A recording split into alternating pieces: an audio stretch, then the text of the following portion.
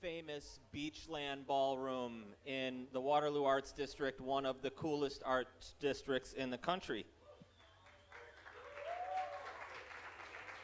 Tonight's panel discussion and the Songwriter Showcase afterwards are presented by Cleveland Rocks, past, present, and future, our local nonprofit dedicated to supporting local musicians and the local music industry and the businesses and people within it. In the past 5 years, Cleveland Rocks has put on more than 70 free public performances. We've created a new Songwriter Showcase to give musicians an opportunity to play their original material. We're creating content by live streaming and recording video for artists for free in our community. We run an independent, all-local music record store just 2 doors down called the Cleveland Rocks Shop, where we're selling music and merchandise for local musicians on consignment so they can earn money and they can have shelf space in retail. I think everybody's here because we realize they need not shelf space, but they need air space for these musicians too, and we'll talk more about that.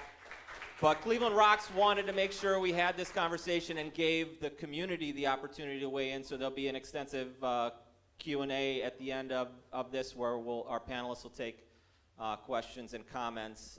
We ask that you keep them brief because I think a lot of people have a lot to say, but we appreciate you being here, and we're going to have a segment towards the end where I'll bring a wireless microphone out and you can ask some questions. And I would assume maybe some people are here to share some important memories and things that mean things from their lives. So thank you all for being here in the first place.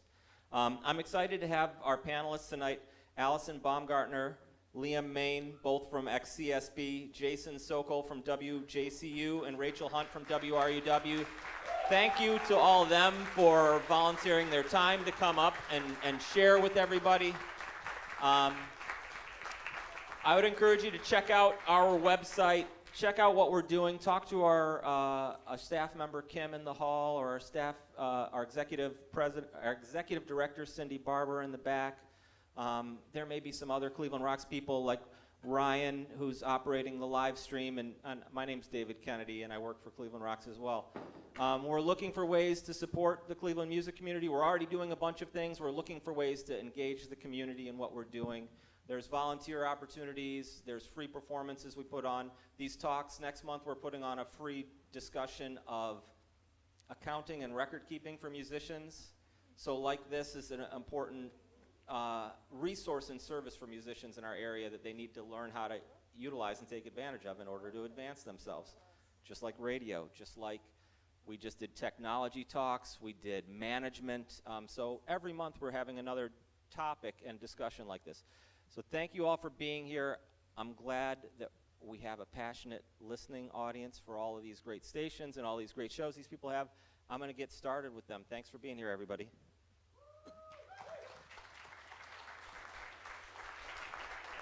Rachel, Jason, Liam, and Allison, thank you for being here. Thank you for having us. Thank you. This is really great. We get to talk about radio. We could talk about the importance of the music community. I would just like to hear from each of you briefly on what college radio and what the music community or that connection means to you. Would you like to start? I can start. I've been losing my voice a little bit, so please just bear with me. But my name's Rachel Hunt. I'm from WRUW. I've been a part of the station since 2009.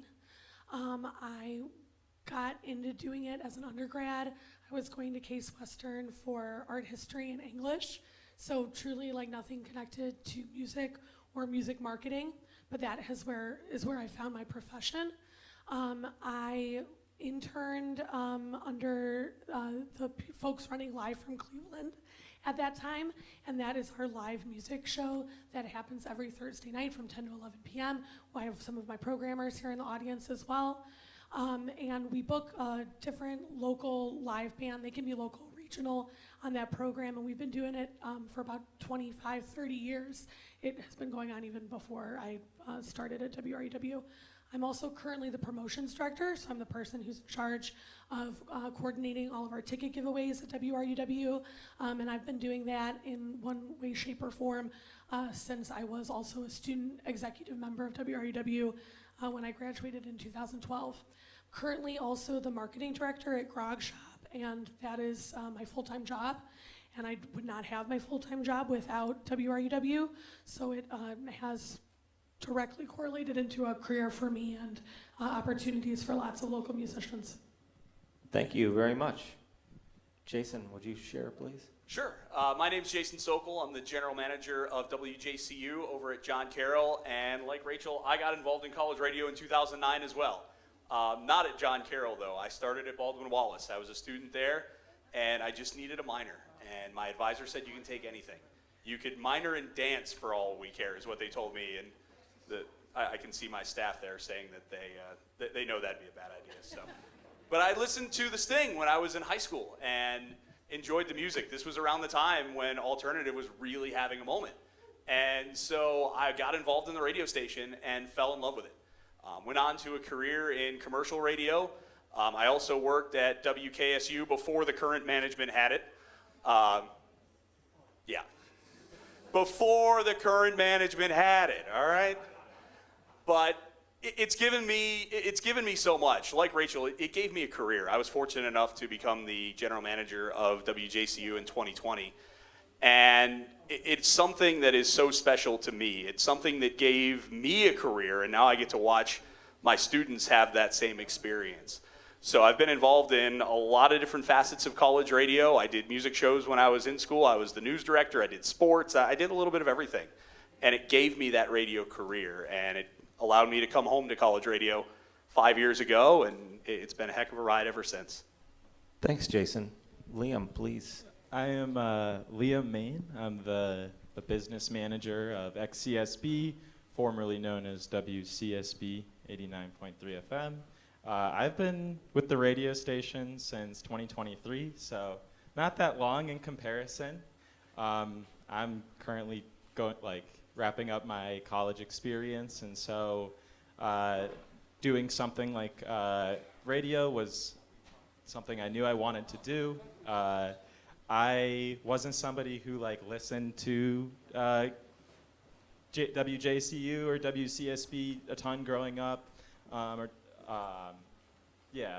WRUW, but I had people in my life that were part of the radio, college radio experience, and so it's something that I knew I wanted to do. I never could have imagined the opportunities that it's provided me. Even being a DJ alone, you learn so many amazing things, how to use all of the equipment, on-air etiquette, the FCC guidelines, and so much more. But I decided to become the business manager at the beginning of this year, and I didn't know I was signing up for this. Yeah. I absolutely could not have imagined that this is where we would be 10 months later, but being in this position has also just expanded the opportunities for me so much more, from when it comes to advocating for an entire organization, or on behalf of an entire organization. I think was a really great skill. But even stuff like reaching out to bands, or just general maintenance. I think that college radio and this experience has provided me, hopefully, a path towards a career that I can tie back to this one day. Thanks, Liam. Allison, please share your. Yeah, hi, I'm Allison Baumgartner. I'm the former general manager of WCSB Cleveland and kind of the community organizer right now for XCSB, at least operationally speaking. Like Liam, I started in 2023. We actually compared when we started and everything, and I think we started at the exact same time, which is pretty fitting, seeing that we're both up here today and both run the executive staff and everything. But college radio for me was this process of finding my own voice, and it's something that over my 2.5 years of doing this, it's been this thing of, well, I wanted to play psych music, but then I didn't, and then I wanted to do other things, and just really finding a way of putting all the things I'm passionate about, community advocacy, music, general, day-to-day stuff, philosophical concerns of my own, and finding how to put those things together has been a really great process to take part in, especially in an environment, politically and socially speaking, that it's not always easy to find one's own voice. And ultimately, if I had to sum up college radio and what it's supposed to do for students and the community members it serves, it's a process of finding like voices and finding your own voice, and ultimately that's a priceless experience to have. Yeah. Thank you all for sharing that. I'd like to, please.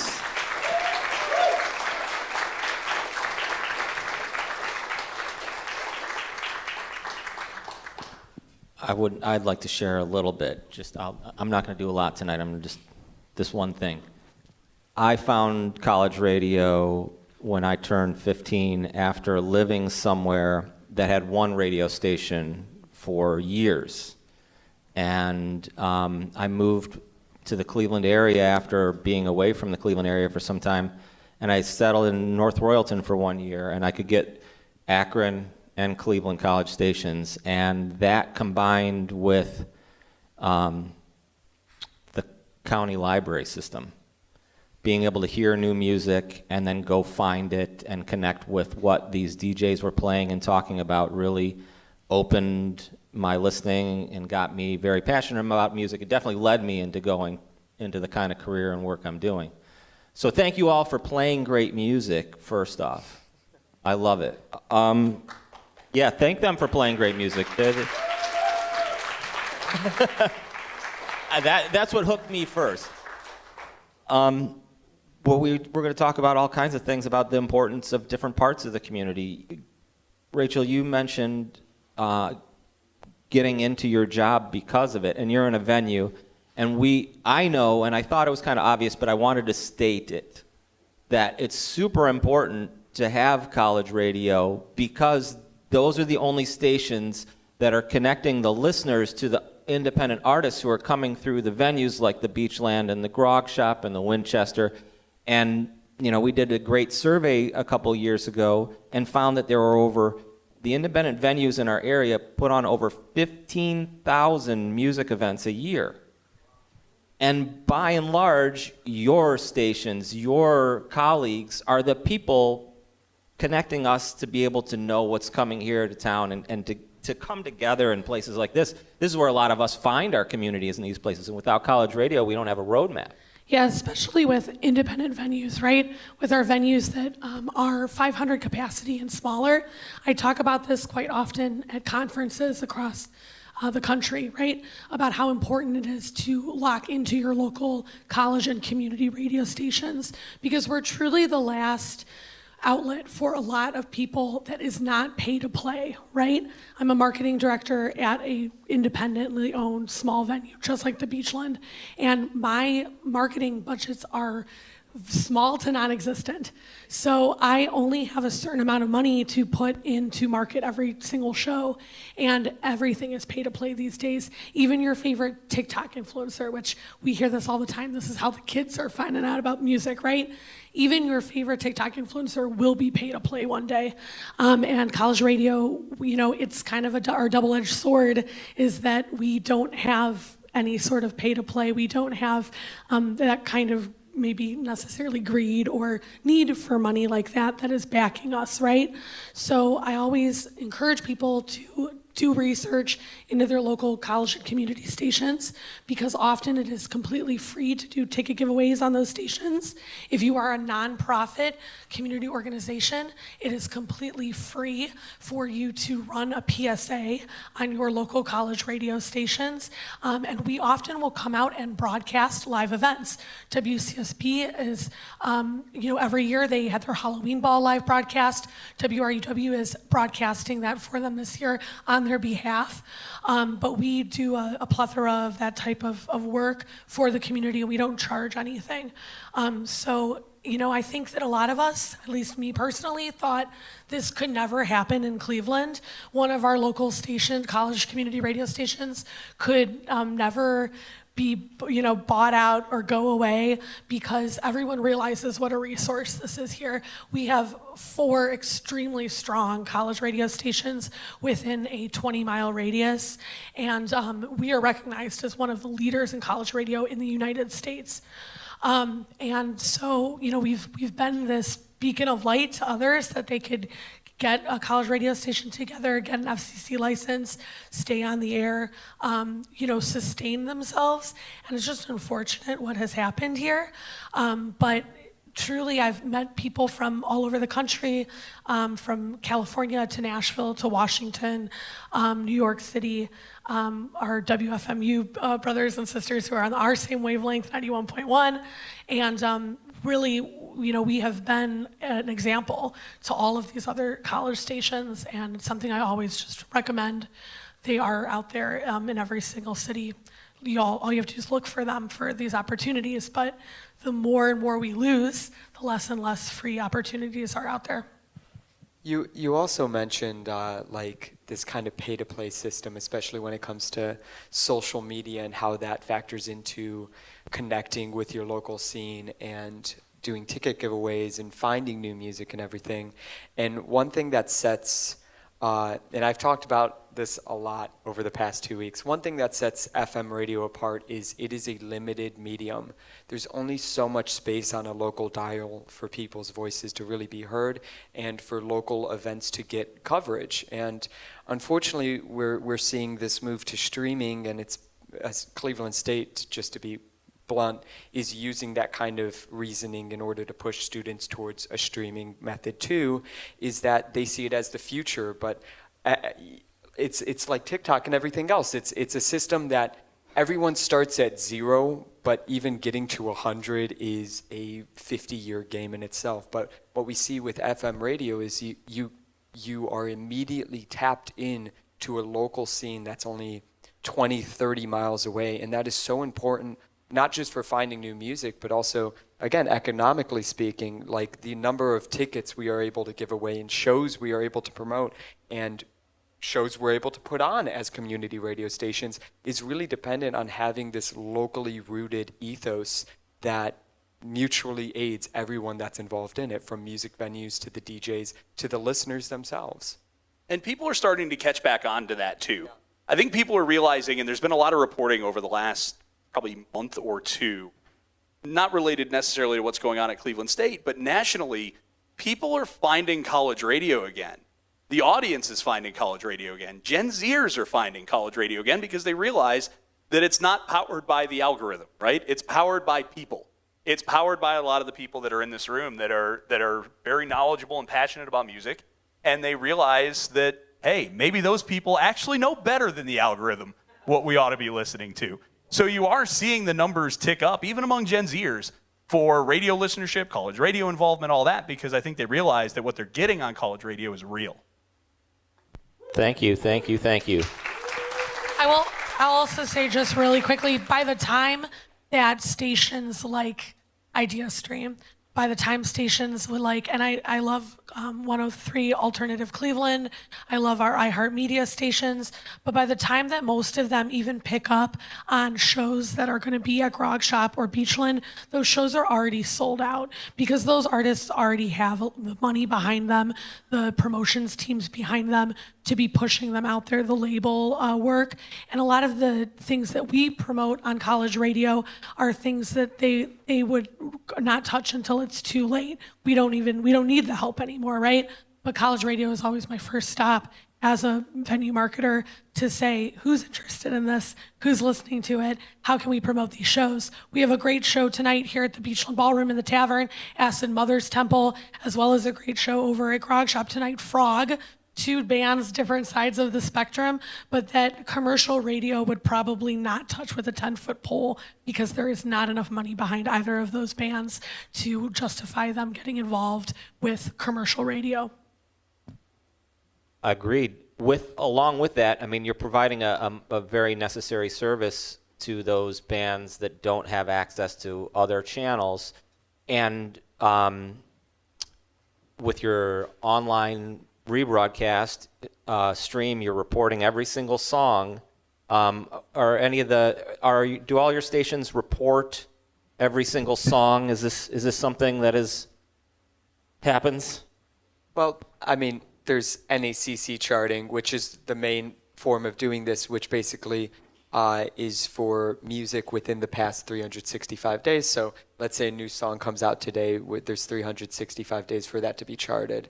The one thing with charting, I mean, Liam can probably talk about this in the local music kind of setting, but like, well, charting is only one part of it, you know, and even charting a local band is one part of it. And again, I'm going to bounce this to Liam really quick, but, you know, even just having a live broadcast, that can be a bouncing off point for bands to get professionally or semi-professionally mixed audio of a live recording in order to use the airwaves as the same medium that DJs use the airwaves and community members use the airwaves.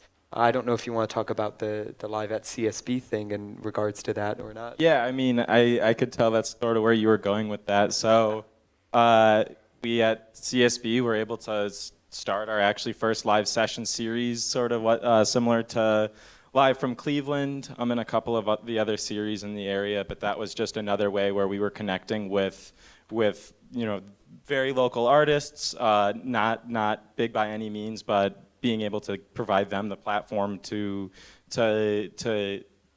get on air, you know. Awesome. You report a little differently. I'm going back to the do it. charting and reporting.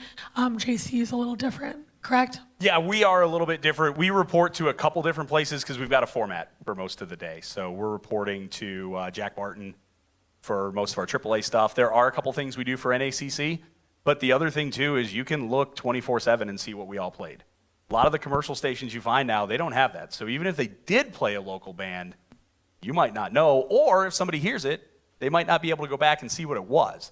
And if they call the radio station, a lot of those places, well, good luck. Yeah, they don't have live DJs in the city that is rebroadcasting something that was programmed somewhere else. Yeah, voice tracking. So, and the example I always use with my students is there was a time in this town where you could hear somebody on commercial radio in the morning, fly to Las Vegas and see them as the in-arena host for one of the sports teams in Las Vegas that night. So you're not getting that local flavor. They probably couldn't even tell you where the Beachland Ballroom is. They probably could barely tell you where Cleveland is in some cases, but we can. That's really important. I mean, it goes back to connecting to all that. And when you mention a lot of, you're talking about the resources of bandwidth that's available, that's a public resource. The airwaves in this country supposedly belong to the people of this country, and the radio spectrum's a small part of that bandwidth, and there's been a large fight or theft of a lot of bandwidth that was available to amateur broadcasters, to for audio people, wireless microphones and things like that has been taken over by a lot of new commercial products and the Internet of Things. So even we have limited bandwidth on the radio spectrum. We have limited bandwidth everywhere because our government's been auctioning it off. And now we're seeing this trend with these college stations. This didn't happen in a vacuum. We're seeing a trend of other universities selling their frequencies. I probably have the most recent experience with this, so it might consider this professional expertise from an amateur. But yeah, you know, what we're seeing, I think IdeaStream is a really great example of the kind of trend you're talking about in commercial, but even more broadly, corporate radio settings. Corporate can include nonprofits, whether they want to admit that or not. I mean, IdeaStream being, again, a really great example of that. And what we see is this kind of monopolization of the airwaves. And, you know, you talk about the airwaves as a public good. We all think it's a public good because we're all here. But ultimately, it is something that is a service. And like any service, some industries and corporations think it can be bought and sold with ease, even if they don't use money to buy and sell it. Again, Cleveland State getting 1,000 underwriting spots a year in a board seat it does have a monetary equivalent.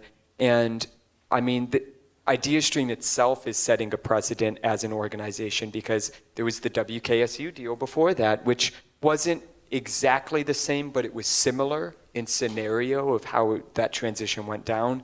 But then you look across the country and you realize this is happening in every state, on every college campus, every single year, someone on a board of directors or a general manager who's a sophomore or senior student or something is being solicited sometimes to try to cough up the airwaves and the programming for the FCC license or the FCC license itself. And what we're seeing is a lot of these groups finding, in my opinion, pretty sneaky ways of getting around some of these requirements of a non-commercial educational license. One of those things being offering an arbitrary number of internships in an arbitrary number of departments, right? To the FCC, on paper, that looks grand, but then you look at the PSOA and how the people who are taking care of this programming are talking about those kinds of deals, and you start to realize that the internships must not be a really big part of it, because, well, they aren't even laid out in the official agreements that they're signing. Again, I think it's a really negative trend. It's happened in the past, but especially in the 21st century with, again, streaming and everything becoming a new medium, where we're seeing this time where the message that IdeaStream and the iHearts, whether they're good corporations or not is another question. The message they want to send is that they have the airwaves, they have the community. It's not a thing of being a community, it's a thing of solely saying you have it. And that's not a good dynamic to have with your listening audience. And I'm sure hopefully everyone can agree on that. Yeah, absolutely. And one thing that we see too is not only do you have those groups that are motivated buyers, but sadly these days you have a lot of people in higher ed that are motivated sellers. They don't realize sometimes the value of what they have. They don't realize what they're doing for the community. They don't realize sometimes what they're doing for their students and the outcomes that they get. I sit in meetings with administrators all the time. I'm a member of the staff at John Carroll. So I'm in those meetings with university administrators, with professors, with all that. And kind of like you said, everybody's kind of gravitating towards streaming and TikTok and things like that. I think sometimes the schools mistakenly think that because of that what they have in their radio station isn't as valuable. They're dead wrong, and everybody in this room knows it. But sometimes they get into the mindset of, oh, we have this antiquated thing that doesn't really matter. And again, they couldn't be further from the truth. But you have those people that are motivated sellers in higher ed. We all know higher ed is in a bad way right now. And, sorry? Antiquated, yeah. But they are, that's where the challenge comes in. And where I spend a lot of my time in my job is explaining to people at those high levels, hey, this does matter. This is important. This is creating opportunities. And oh, by the way, it's a really great way for the university to get their name out there. So, but that's a challenge sometimes to explain that to folks if they don't know any better. And let's not forget IdeaStream knocked on WJCU's door first. So that's the rumor. And quite possibly others too. And I went up the chain, and I don't know who they reached out to, if anyone, to be very honest with you. We don't know who they reached out to. It was not me. I will say that. But one thing I am confident in is that John Carroll, if they were approached, I'm not surprised that they said no. I think our university sees the value in what we do. They support what we do.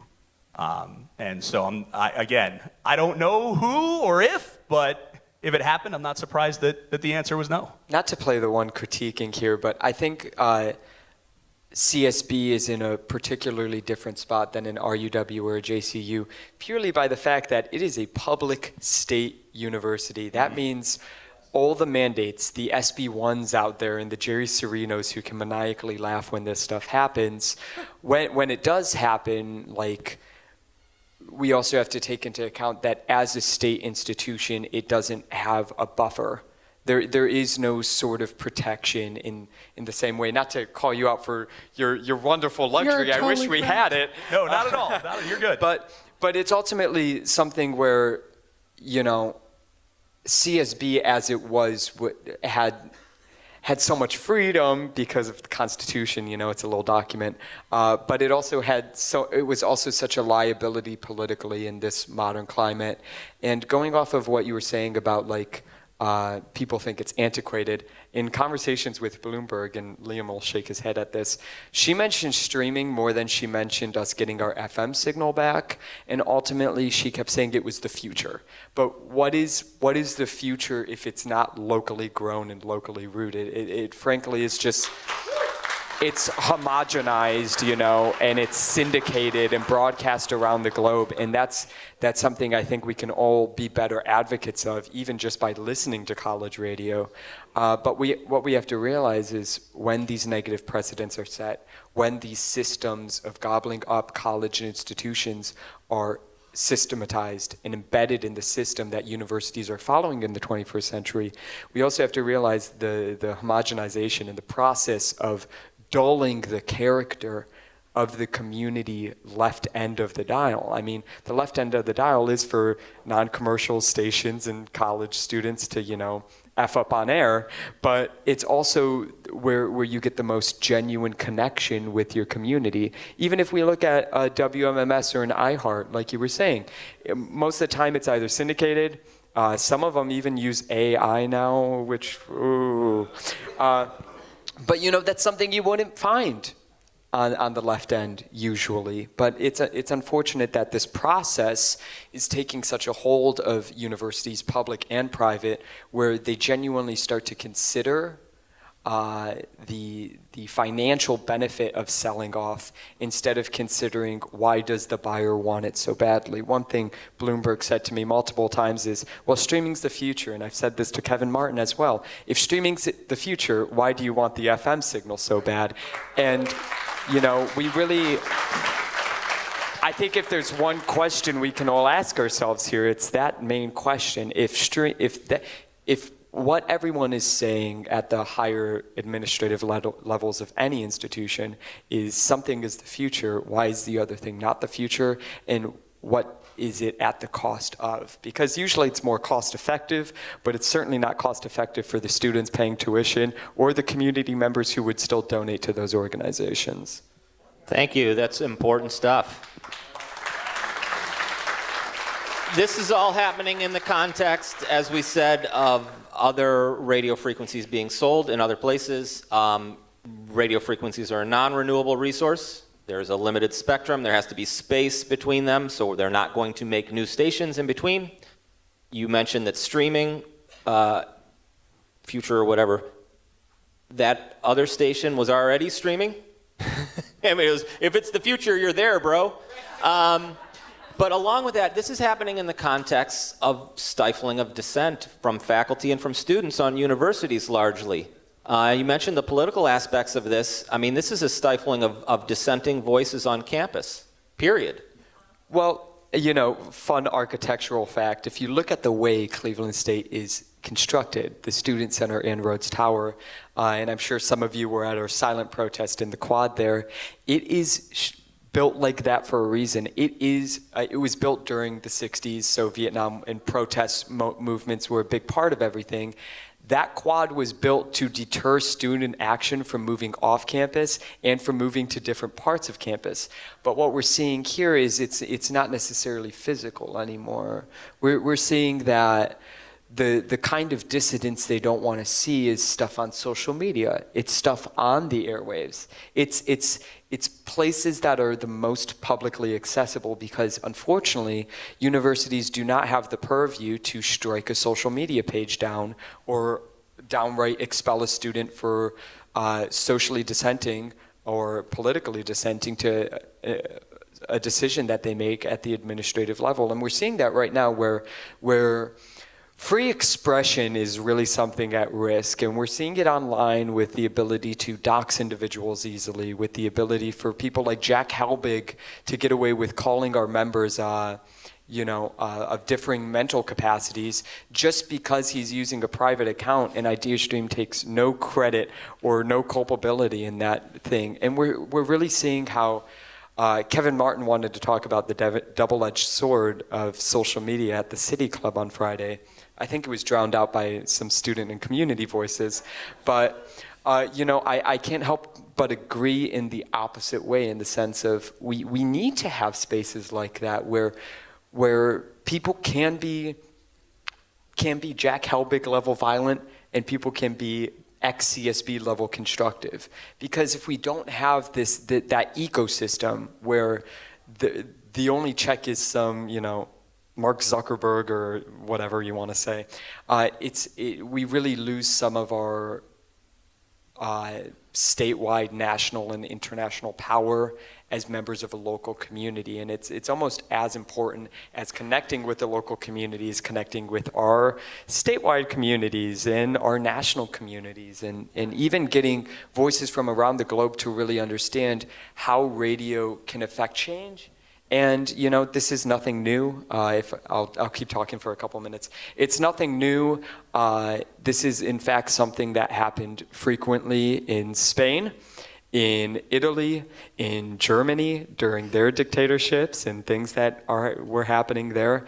I mean, Italy, even in the 80s, had a very big pro-communist, pro-LGBTQ+ radio presence that was run by students. And what we really need to realize is that we have the power in this very specific moment to use the futuristic outlets of social media and streaming in conjunction with our locally rooted outlets in order to create something bigger than any university could see, especially when it comes to buying or selling or trading a radio station for even a free taco. I always like to remind our donors at our telethon fundraising time that college radio is really truly the last stations like WREW and WCSB, as it was, were really the last space for free speech, to get free speech out there over the airwaves. We do not, at WREW or at WCSB, as it was, have to run anything by a board. We're not just the talking heads for a larger conglomerate or a larger organization that has an agenda, right? Our programming is based on what our programmers bring to the table. We have amazing social justice shows at WRUW, amazing. We are the largest provider of Democracy Now! In the state of Ohio. And we also, have shows like It's About Justice with Meryl on Saturdays, talking about school board issues. We have Voices and Choices talking about reproductive rights issues.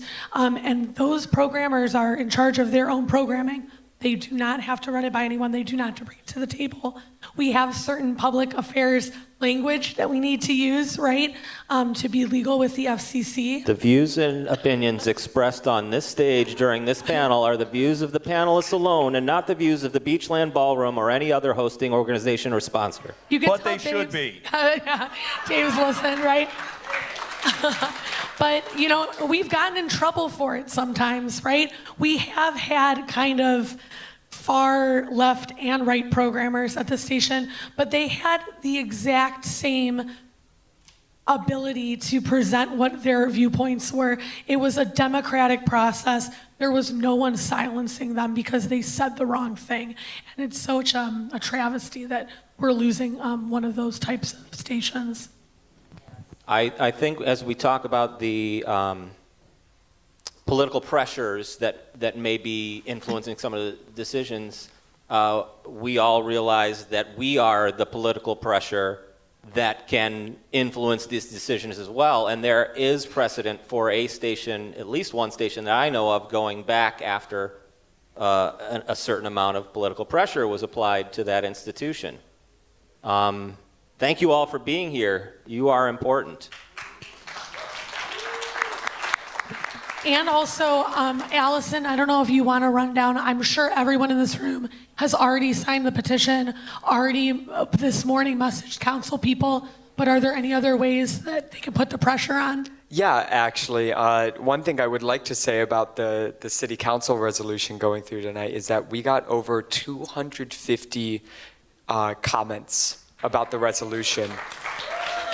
And not one of them were positive and about idea stream. Yeah, all of them were negative, and all of them were in support of our cause. And me and Liam actually were able to meet with Councilman Harsh specifically a decent couple of times, to really get the rundown on this stuff. But the petition is a great way to do it. Sending in public comment or signing up for public comment in this Cleveland City Council is going to be really important, especially in these next coming weeks where they're going to be able to put a little bit more political pressure on these public-facing institutions. But you can also come to our rallies and events. We have a rally tomorrow from 3 to 4:30 where Laura Bloomberg will be doing the State of the University address. There will also be a sign unveiling or a plaza unveiling in the quad where we will be protesting at 4 o'clock. So that'll be a fun little mix of people there. It's on Cleveland State's campus, 2121 Euclid Avenue. It's right in the quad where we did the silent protest. We also have our Halloween ball coming up. And, if we get a shit ton of people out there, really demonstrating that our community is not only going to fight when needed, but also party when needed. That's just another way of showing your support. We also have local events coming up and street team events coming up where you can pass out your own flyers and print your own flyers for XCSB and bring, your friends into the fold of how IdeaStream and Cleveland State University really screwed up. You can also come to any of the DJ events that might have here's a shameless plug, might have WCSB DJs. I mean, right after the Halloween ball, Schlippy over there, myself, and I know Helen's over there as well, but we're going to have WCSB DJs just playing for free in a record store, and anyone can come out and just, again, showing support does not always have to be in this very aggressive and politically minded way. We can also show support by just having fun like any other community would, and in my opinion, that's going to be the more important thing going forward, is that we continue to have fun like a community would. So yeah, thanks for that tee up. You can also go to xcsb.org where we have all our it just came out today, so I'm sorry, I'm new to this. But you can go to xcsb.org. There's blurbs about what actually happened, what we're planning to do, an event calendar, a media page, and you can also sign up to receive email and text notifications about any future actions if you're not social media active. You can also follow us on social media. Well, that was already mentioned, so Thank you. Well, There's there a you go. QR code for the petition at the table in the lobby, and I want to plug Cleveland Rocks again really quick. We have a table back there. We have a newsletter as well, and during all of these conversations on IdeaStream and such, when the powers that be were allowed to speak, they got a chance to keep repeating something about a survey of our listeners. Our listeners really like jazz, so this is jazz on And they jazz. only surveyed 2 people with a lot of money in their pockets. But he kept repeating the word survey like it had a lot of power. And the hosts of the news, the politicians, the college president respond to that kind of language. Data is important. We got a lot done with Cleveland Rocks, and the community has come together around the Greater Cleveland Music Census that a couple thousand local musicians responded to and expressed what their situations, their wants, and needs are. If you sign up for Cleveland Rocks, past, present, and future, I guarantee we'll send you some kind of survey out and ask you questions so more voices can be heard. We need to start gathering data and talking about how large this audience is, how diverse this audience is, how many different communities they live in, and what things are important to them to listen to and be able to access, and what kind of resources and programming do they want? It is just kind of against us a little bit that, all places like IdeaStream can pay to have somebody put a survey up for them and can collect data like that. As we all know, the music census was not free to do. It took a lot of money and a lot of people working behind the scenes to make that happen. So, and I thank all of those people out there that did make it happen. But unfortunately, most of our college radio stations are operating on year-to-year budgets, right? Because we do need money to upkeep equipment. We need money, many of us, to pay the universities that house us. And we need money to, just buy new music, keep our stream running, put on live events, right? In WRW's case, we're buying a new transmitter like this year. So the thing is that want to work with other people to get this data because it is so important. I'm happy you bring it up, but it's not something that we can do by ourselves.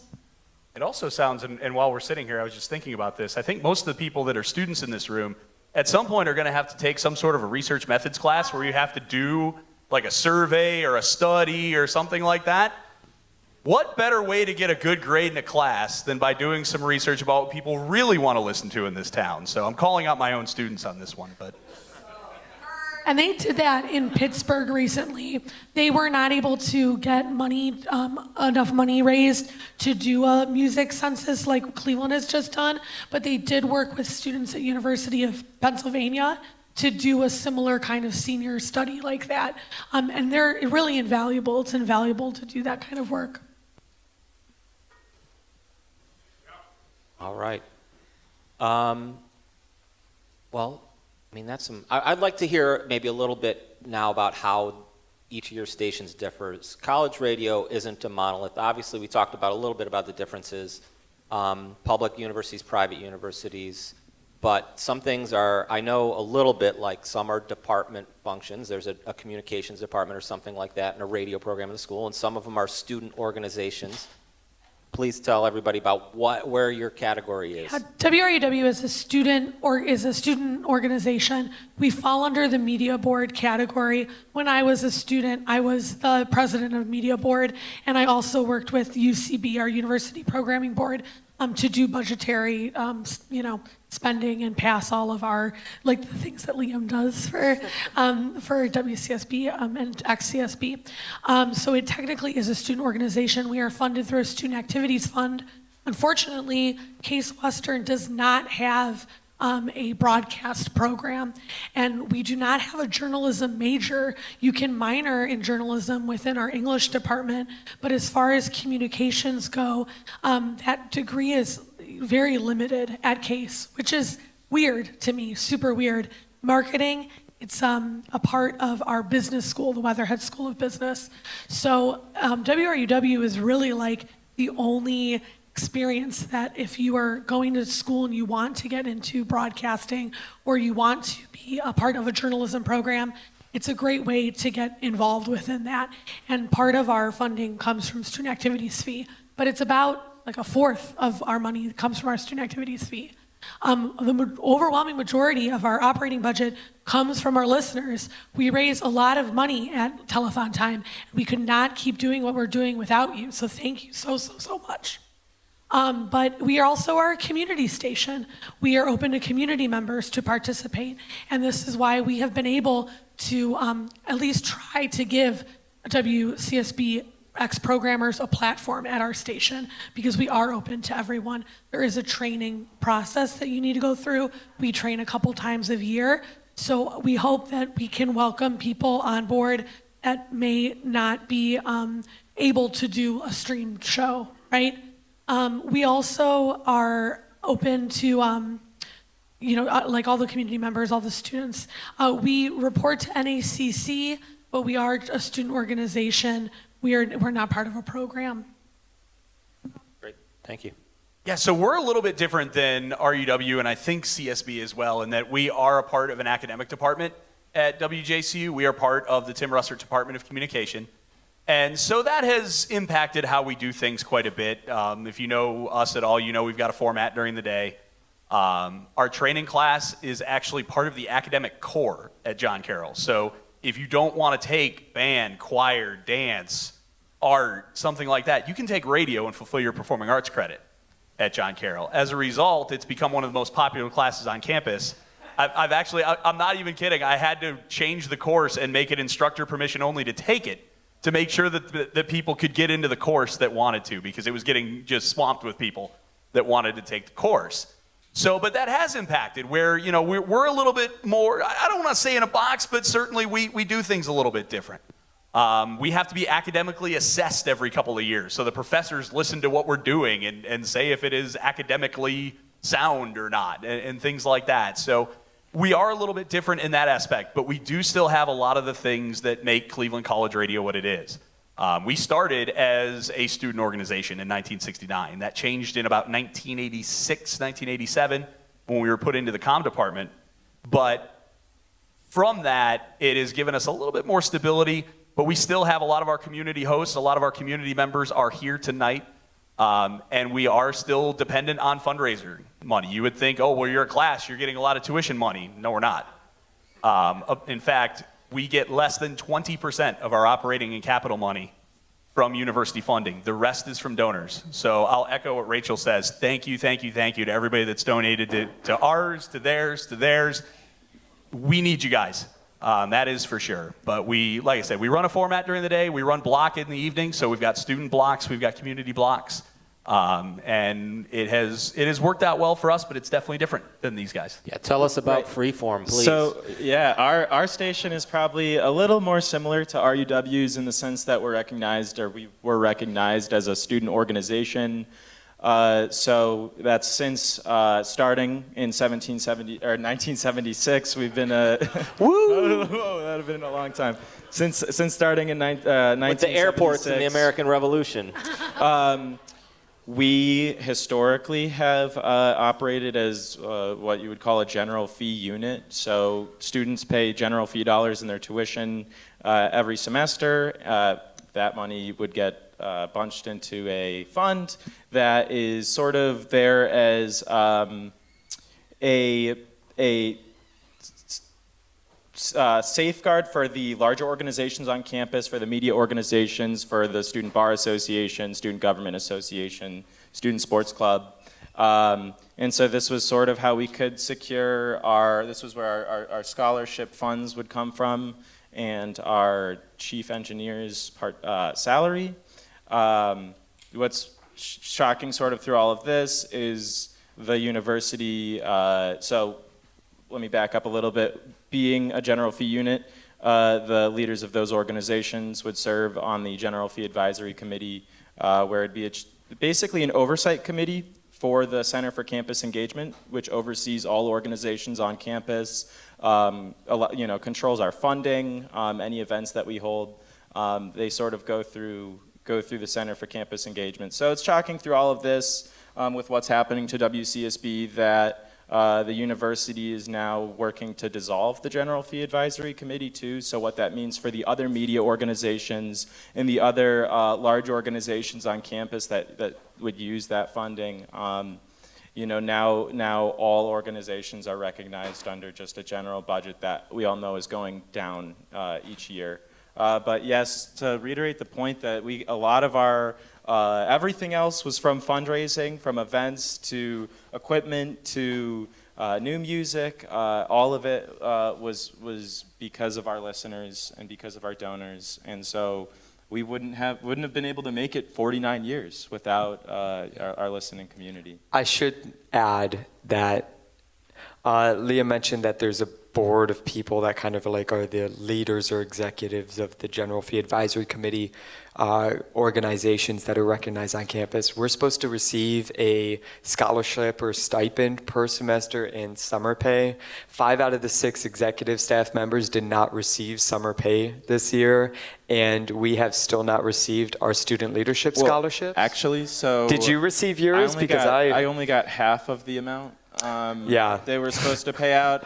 And then some of our members haven't gotten anything. And so I think that's something to keep in mind in all this, before I add one little extra point, is that WCSB as we knew it was operating basically with executives working for free, 10, 20, 30, even 40 hours sometimes in my case, a week with nothing to show for it.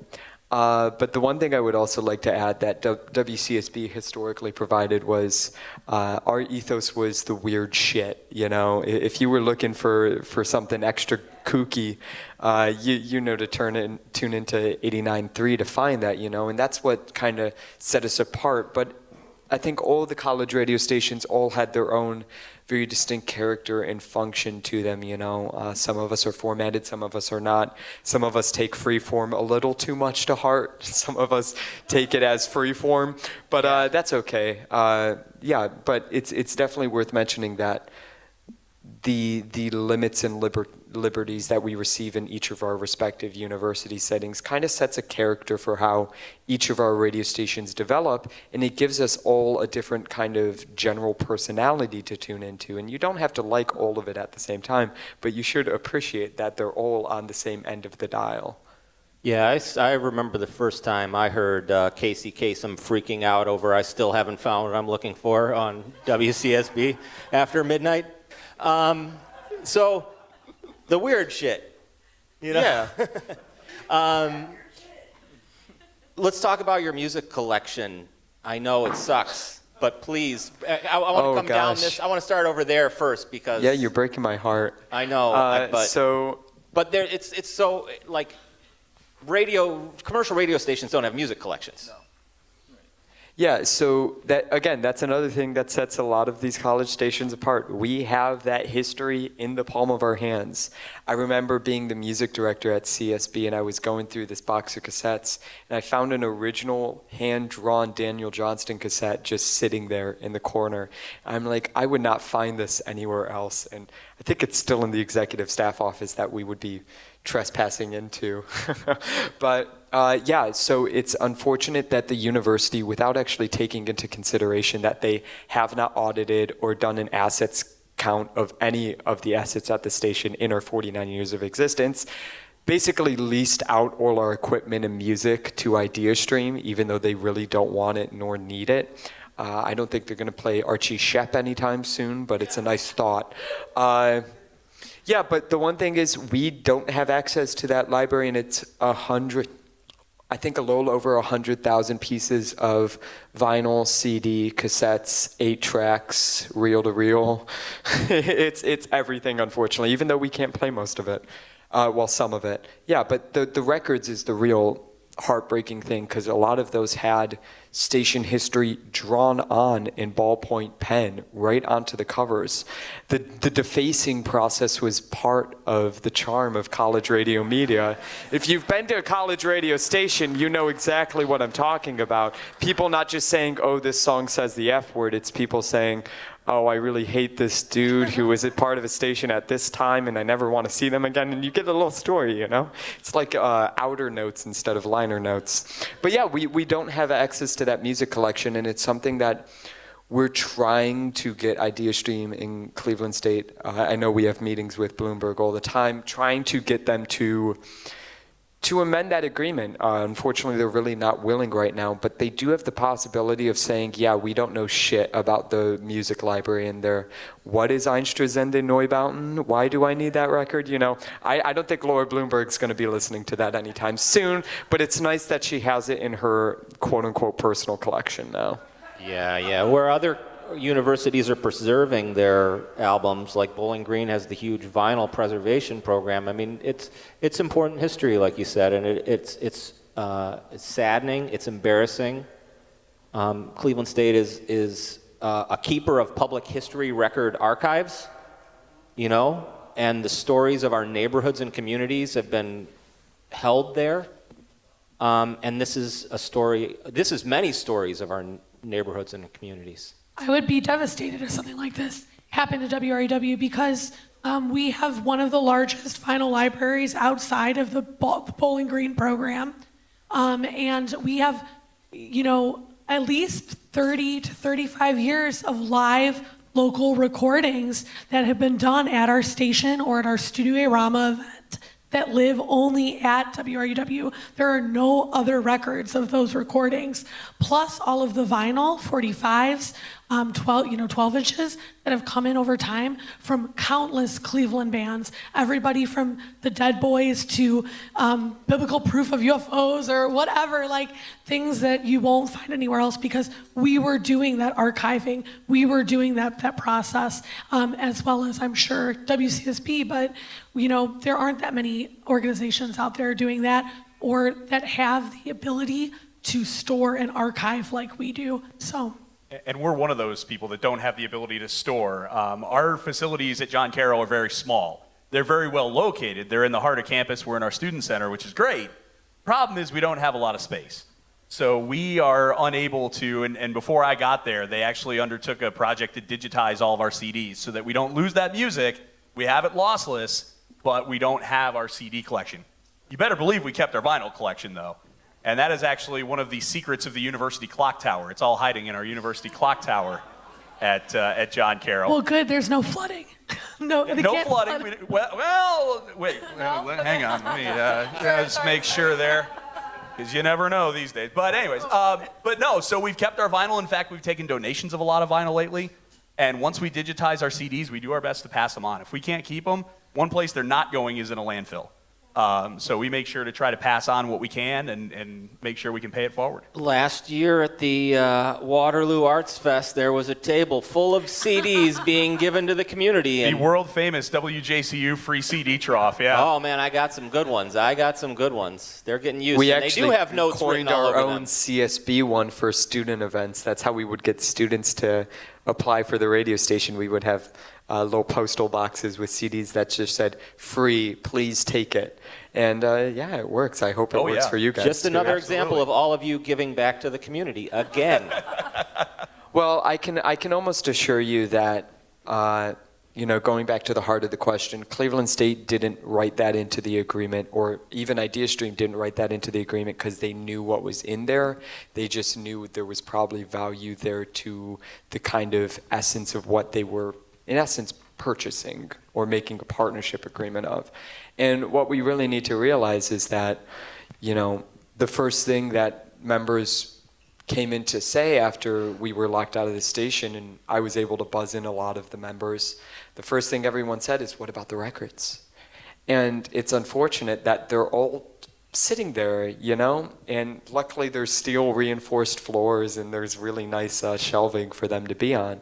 But, the essence of those records is to be used. There's so many that are so screwed up you can barely play them, but that's the charm of having that kind of history in the palm of your hands, and the charm of learning how to go completely analog, not just in the sense of the medium what we're using, but the media we are using as well. And the fact that the university took it into their own hands so easily, even though most of the records, CDs, and cassettes were either donor purchased via Radiothon dollars or donated to the station by private individuals, record stores, or labels themselves. The fact that they treated it like it was their own asset and not like donations made with specific intent really just shows how egregious this kind of deal is and who it harms, because it doesn't just harm the radio DJs who use it, it harms the musicians who put that music out and who want that to be played on air. Even if it's hidden in a library of 10,000 CDs, you never know when a kid 50 years later is going to pull that CD out and say, well, I better give this a try. They might have to, have a indecency disclaimer beforehand, but it's always nice to have that shot, and the fact that at least people at XCSB can't have that shot right now to the same extent. There's no longer this sea of treasures waiting for you to play and screaming, play me. Whoa, that was not good. But yeah, it really shows that Cleveland State and IdeaStream did it for themselves. They really did do it for themselves, and to undercut the students and community members who valued that media the most. And that's really sad. It is a win-win, I guess. A win for Kevin Martin and a win for Laura Bloomberg.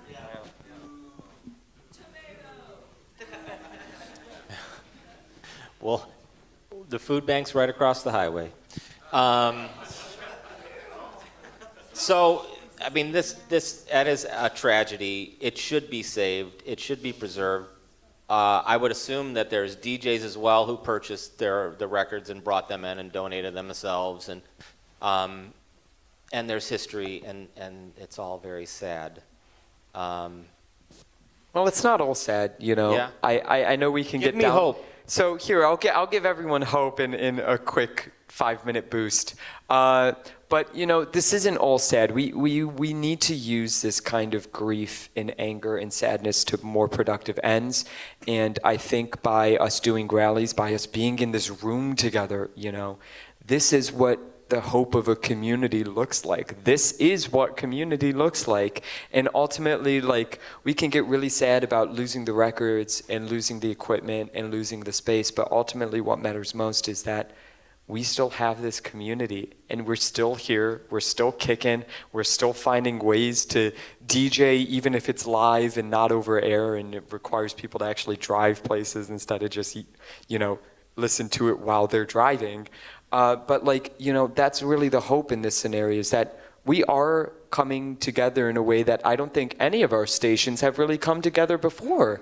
Even with local venues, we've really found a way to use this struggle like glue to bring college radio in Cleveland back to the place it should be in the first place, as a single community with little intricacies and character details mixed in between, And that melting pot of having the RUWs, the JCUs, and the ex-CSBs all in the same room, advocating for the same thing, and being part of the same kind of discussion, that's hopeful in itself, and I hope you guys take that out of this.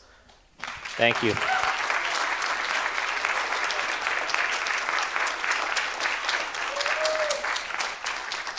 Yeah, and I'll give Rachel a shout out here too, because a couple of years ago we were over in the Tavern and we were saying, and I don't know how many people remember the Cleveland College Radio Coalition, but I know there are some people in this room that do.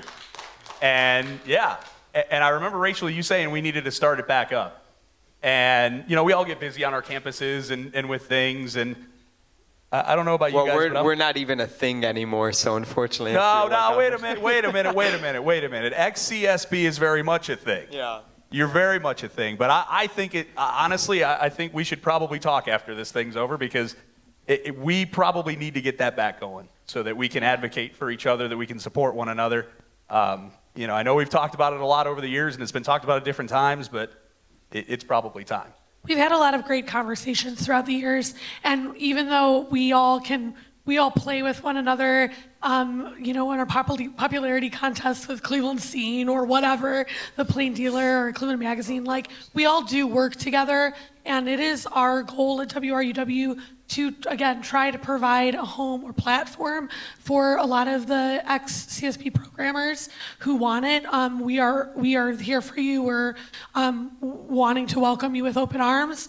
I think that one of the things that we're trying to do at WRUW, that I hope that this can be a part of the conversation with other college stations going forward, is we are working on building our endowment.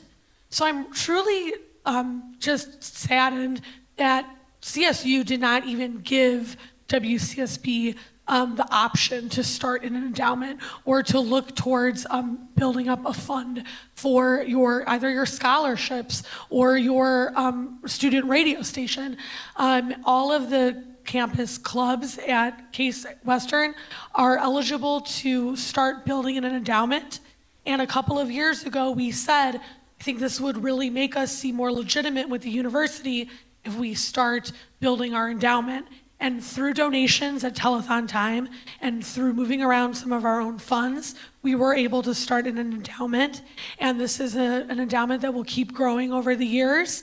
And when people pass away who have gone to Case, who maybe are alumni and had participated at the radio station, and they would like to leave money as a gift to our radio station, they're able to do that.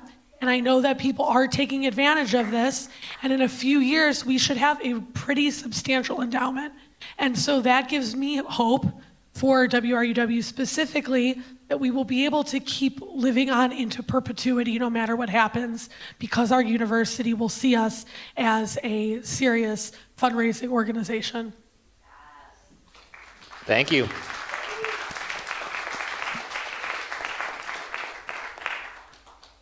You're having a party here on Saturday, right? Yeah, actually, the guy who's planning this all, Mario, if you want to raise your hand, is right in the corner. It starts at 6, the Halloween ball. There's flyers everywhere, or you can just, talk to him. I'm sure he'd love to make some new friends at this event, because we are a community. But yeah, on Saturday, we're having our annual Halloween ball. It's going to take a little bit of a different tone this year. So fortunately, me and Liam will be coming back from Denver in time for the Halloween ball. But yeah, it's 8 bands. Our national acts include Juanita and Juan, which is Kid Congo Powers, and Alice Bag, which is pretty sick. We also have What Counts, which is Indiana hardcore coming in, the Mooks, which is Vic Ruggiero, and I can't remember the other guy's name for the life of me. Simon Chartier, yeah, they're playing like surf rockabilly, but Vic Ruggiero is from the Slackers, so he's kind of a ska legend. And then we also have Hello 3D as our other headliner, along with Gulag Goon doing visuals in the Ballroom. Mario's going to be doing little skits in between all the acts. There's a costume contest, and there's also a ton of great local bands, including Pretty Awful, Cowboy Princess Brigade, King Boo, and Squirm. So that it will be a fun night, definitely. Did you mention that it's free? It's free? It's free. And here. Yeah. And here in the Beachland Ballroom. You Yeah, all so can you're just in luck. stay until Saturday. Just keep your seats. Don't anybody get up. Get in the queue. And obviously, we'd love to see everybody here in person for solidarity. And it's such a great party every single year. I love, there's a picture booth, photo booth. It's awesome. But if you are not able to come in person, like so many of the people that we as college radio people service every single day, those who are homebound, who cannot make it to a live event, who might be incarcerated, people who cannot, well, obviously they can afford to come to this one, it's free. But, if you are needing to listen to it at home, you are going to be able to do so on WRUW 91.1. Yes, big shout out. WRUW is doing our live broadcast this year since we can't. So Thank you for letting us. Gonna be Thank you. It's good to note that that's going to be the Ballroom, and we're currently working on ways of getting the Tavern also free and accessible, possibly with a YouTube live stream, so you get video as well, so you can be like, ooh, it's like I'm right here, yeah, and then I'm there. Yeah, and our YouTube channel is youtube.com/WRUWFM. If you follow us, you get updates about all of our live streams. Yeah, you do that. You got those bands playing every week for 50 plus years. Yeah, maybe like 35. I'm not really sure when it started. I've been in there, and there are live recordings from the 80s at least. Yeah, well, and before that, but we have the tape to tape, reel to reel of like Case Glee Club from like the 50s. So I don't really know. We're working on getting them digitized. We have a student historian that is working on it currently. It's the College Broadcasters Inc. National Conference. We're actually fortunate to see JCU there again. I know Jason can probably plug the panels he's doing, but on Friday, me and Liam got invited out to do a roundtable discussion specifically about the ex-CSB issue, which was really a fortunate opportunity we're going to be able to do. That doesn't conflict with the Halloween ball. I'm really bummed it conflicts with one of my panels, and I did tell them, why did you do that? But you could have flown back and then flown back again. I know, but I think it is worth shouting out Annabella Poland and John DeVecca and John Owens and the board of College Broadcasters, Inc. for the support that they've given to you guys with what's going on. But yeah, the nice thing about all of us going to Denver is, all of us here in Northeast Ohio, we know what's going on here. I can tell you, the country is watching. The world is watching, and that by the end of the weekend, they will be watching closely what's going on here in Cleveland. And so I'm glad you guys are going. Yeah, it's actually a great thing where, I'm sure everyone here is really concerned about what does CSB's community future really look like? What's our access to finance look like and everything? Unfortunately, we won't have our equipment and we won't have our library, but we do have complete access to our finances that we've raised in past radiothons. I'm not going to say the amount because, I don't think I need to say that in a public setting.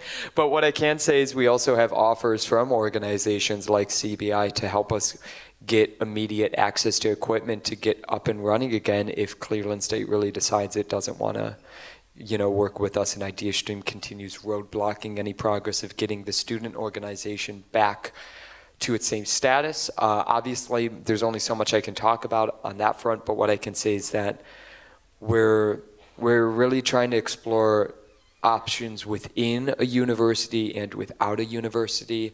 They both have their own ups and downs and their own, financial and social problems that come along with them. But it's really worth noting that without this community, without organizations like the College Radio Day Foundation and the College Broadcasters Inc., we wouldn't be able to have the confidence to say that we will be back on our feet sooner rather than later. Yeah, but it's a really great opportunity. Yeah, and I think just in general, the total outpouring of support that we've had from our community, just different people reaching out to us saying, hey, how can I help? And not even, I think we wouldn't have been able to do what we've been able to do so far if it hasn't been for all the help. So thank you, everyone. You guys. Thank you guys. Thank you for having this panel. Yeah, I wanted to just see if any of you wanted to say anything else before I started taking questions from the audience. Yeah, the one thing I think everyone really needs to take out of college radio, whether you're a current DJ, a past DJ, a community listener, or someone who really wants to be part of college radio's future, is that it is the way to find your voice. It's the voice for the voiceless, and it ultimately, as someone who has experienced it, I can tell you it does provide those things in more ways than one. And we really, wherever we go, we should be saying college radio in Cleveland rules, and the amount of voices and the diversity of the voices that you are able to hear on college radio in Cleveland is unlike any other part of the country. And, spread the good word, not of Jesus Christ, but of college radio.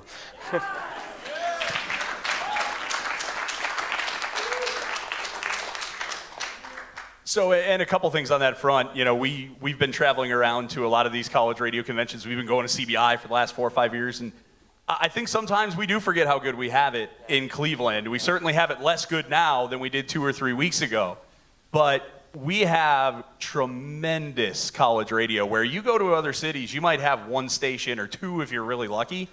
We've got 5, 6, depending on how big you want to draw your circle. We have a ton of good college radio in this town. So we have it much less good than we did a few weeks ago. Much less good. But we are really fortunate to have what we have, as you said. And I'll leave with one thought.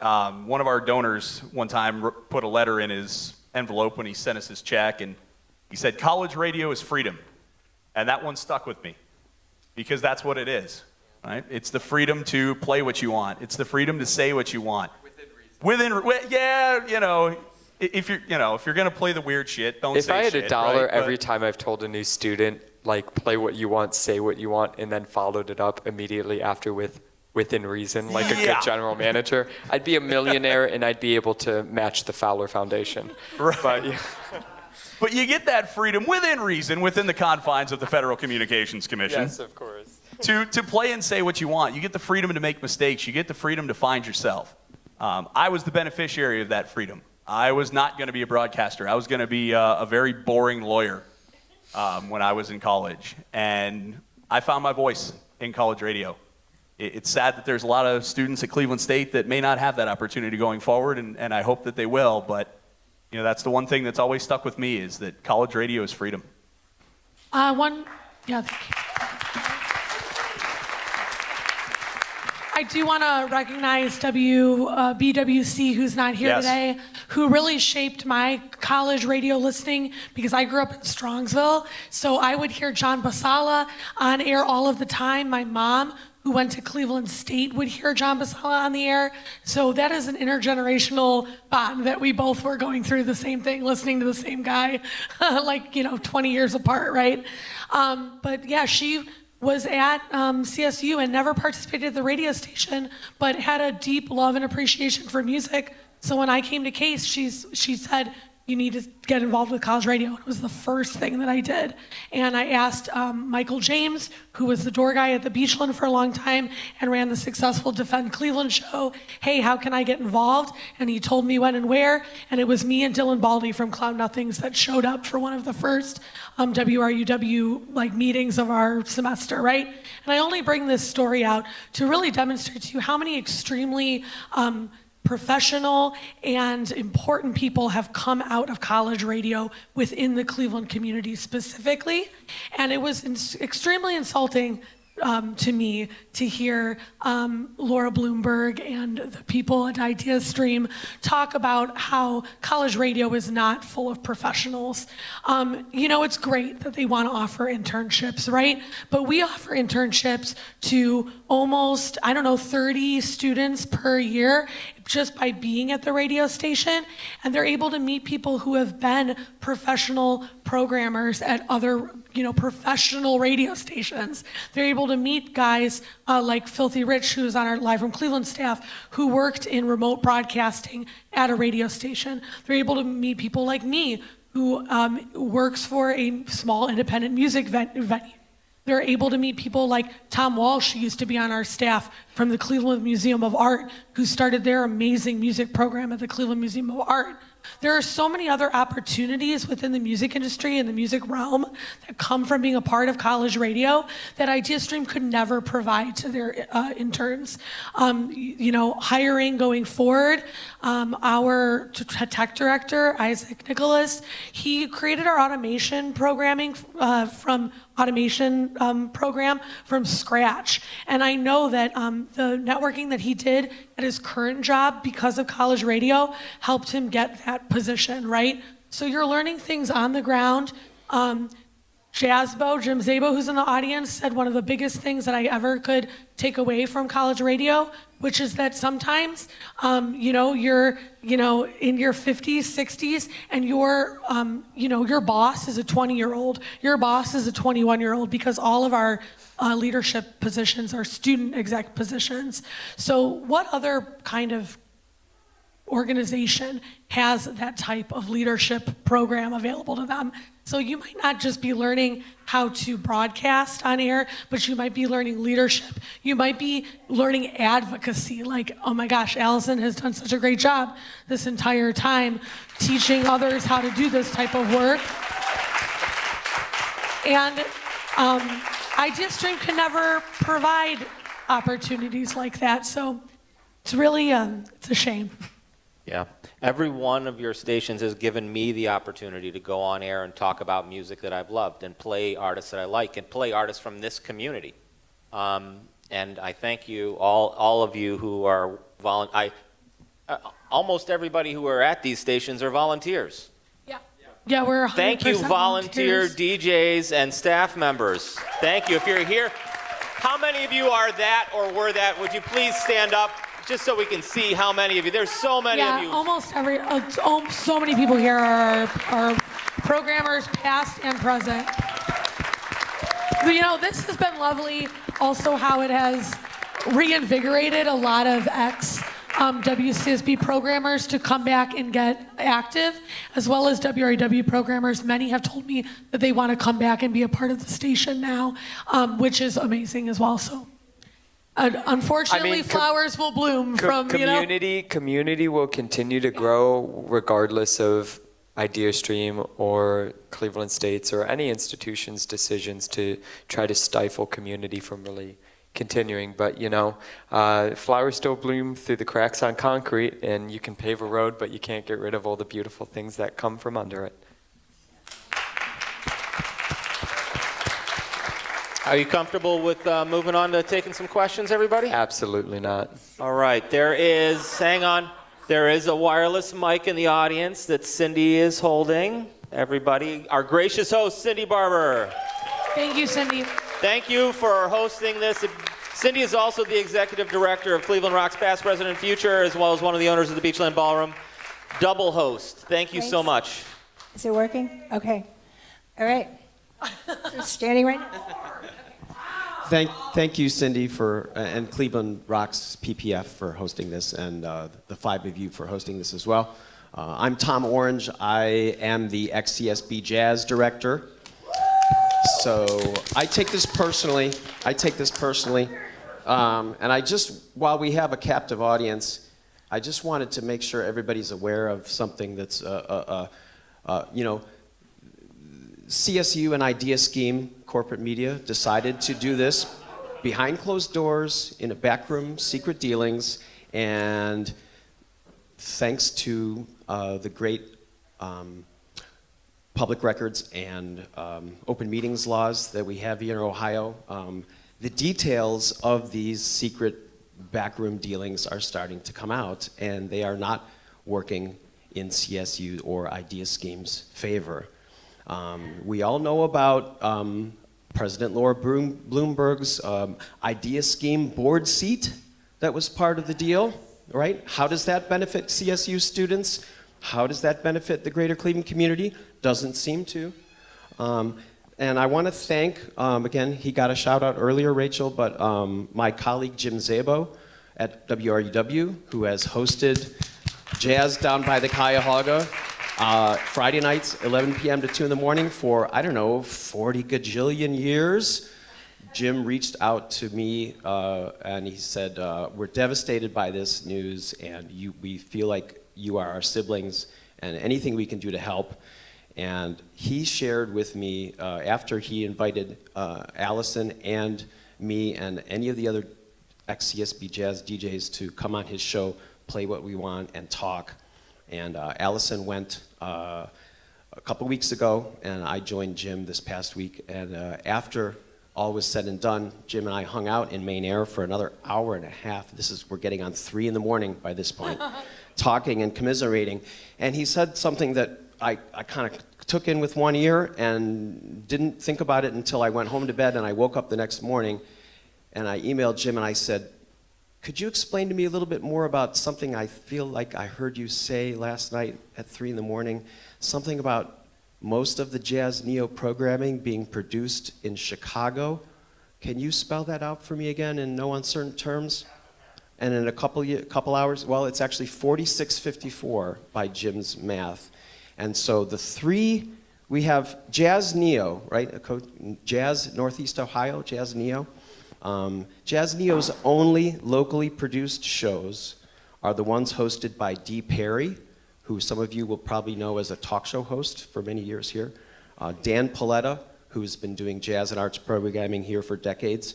And John Simna, who I understand DJ'd classical music on WCLV for many years, and he now is joining the Jazz Neo team. Dee Perry came out of retirement to do this.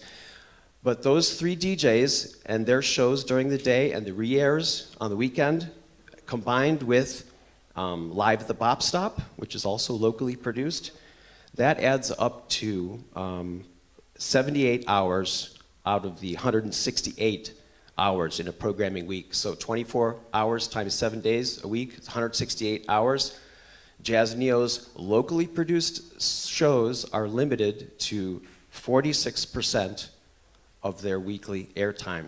The other 54%, 90 hours of Jazz Neo's programming is all nationally syndicated shows produced outside of Northeast Ohio. Okay? They're programming Live at the Bob Stop. That's so funny because that started on WRUW. Right. So we already had that. Right. And it's right. also really So good to note that most of our organizations have higher limits of on-air time than, 76 hours. I think WCSB's was 96 or 100 live hours per week before automation started.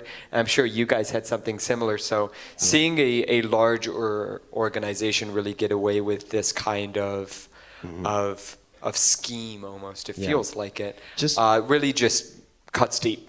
Yeah, just let that word go forward to everybody. We have a captive audience here. 54% of Jazz Neo's programming is not Neo. The brand is a lie. It's a lie, pure and simple. Thanks, Cindy. Thank you, Tom. Thank you. That's really good information.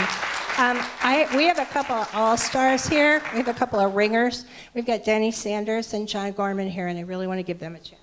Thank you very much. My name is Denny Sanders. I used to work in radio many years ago. Wow. I didn't think any of you remembered me.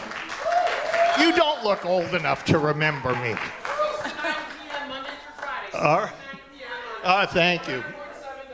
I forgot all about that. Thank you very much for reminding me. I started in college radio at the MIT station in Cambridge, Massachusetts in 1969. You people weren't even born then. Your parents weren't even born then. But what CSU did to WCSB was a dirty trick. Okay? And I can tell you that because I'm an old timer in the business.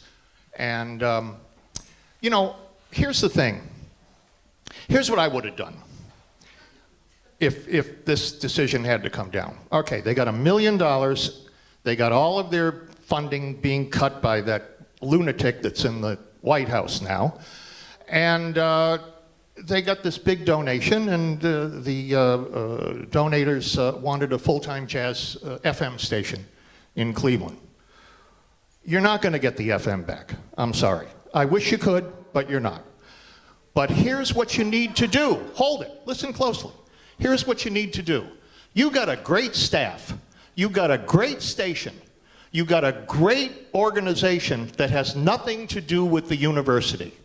You should take this and go online.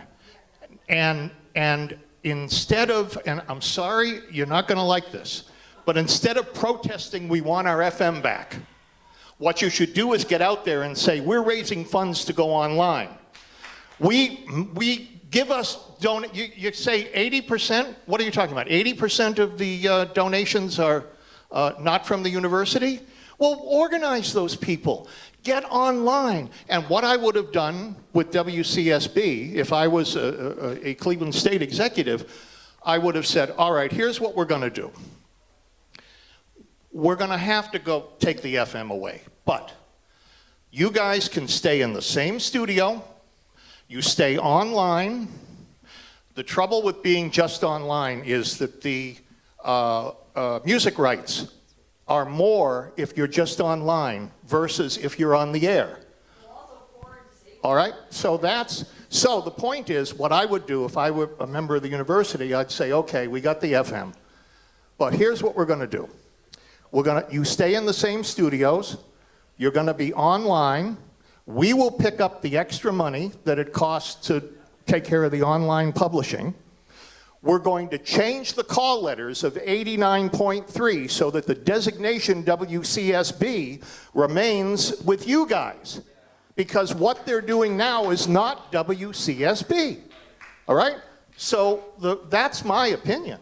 And I would have also had the university go HD with WCSB. So one thing about that, I'm going to cut you off right there about the HD stream. The signal's too weak. We talked with our chief engineer, and I can assure you that a lot of people have the same kind of opinions you do about going online, doing HD, not getting the FM back, you know, kind of taking this nihilistic approach to getting the station back to what it once was. The signal's too weak for an HD2 stream, so we would have to go to strictly online-based streaming, not HD2 or HD3 streaming. But that's not one thing I would also like to say is I think people have a lot of very strong opinions here, and I love hearing everyone's strong opinions, but we also have to realize there are multiple pathways in the works at the exact same time, and we can say that we should do one thing, not to like argue against you or anything, but we can say we should do one thing, the FM's hopeless, we shouldn't say we want our FM back.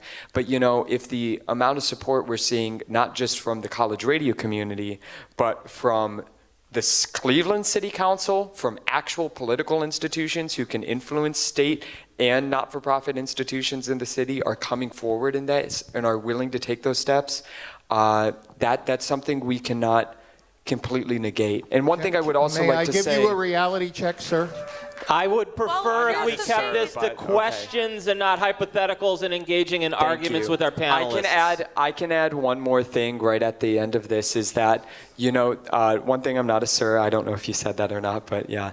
Another thing is that Cleveland State did tell us that we will be able to access the Kohl Center eventually, and we can use the equipment there and we can use the music there in whatever capacity that might be, but we will not be able to move any of that, which causes its own set of issues that a lot of people that have their own opinions about how we should continue to operate do not have that information to take into account. I'm not trying to discredit what you're saying. I'm saying that we understand that opinion. We understand where it goes. We understand this kind of game theory of figuring out what our pathways look like.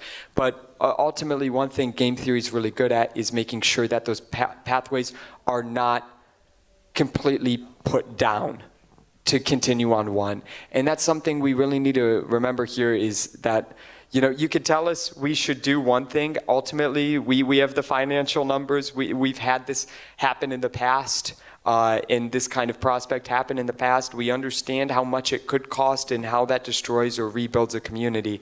And ultimately, one thing we have to realize here is that, like, IdeaStream has set a very negative precedent, and we have the opportunity here to bite back. And that is what we need to do.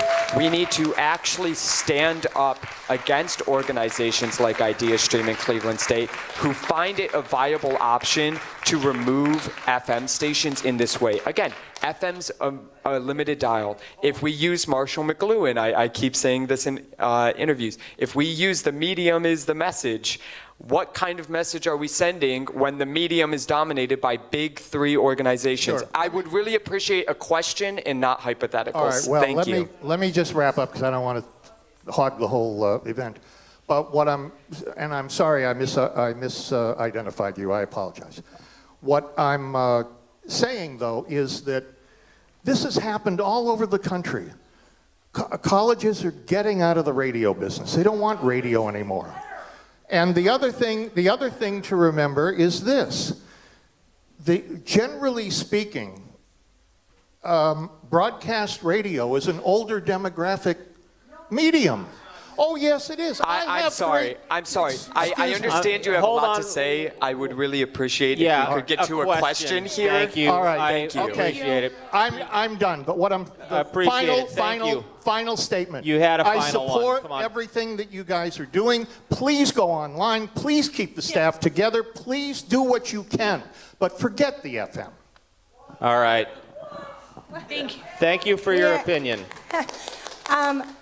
Yeah.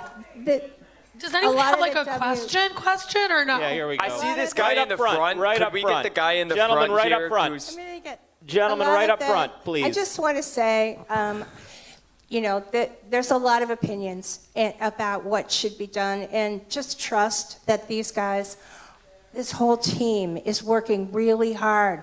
I just showed them a space next door last week where we could live stream from. So they are exploring live streaming. It's just costly and it's complicated. So let's just get that clear. This is a fight first. And when we're ready to ask for money, we will ask for money. Don't worry.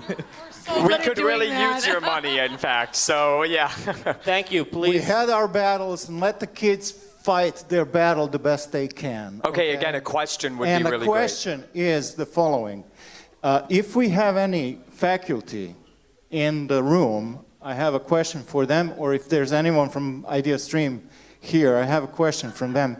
What are they doing from within their institutions to apply pressure to their leadership to stop doing things like that?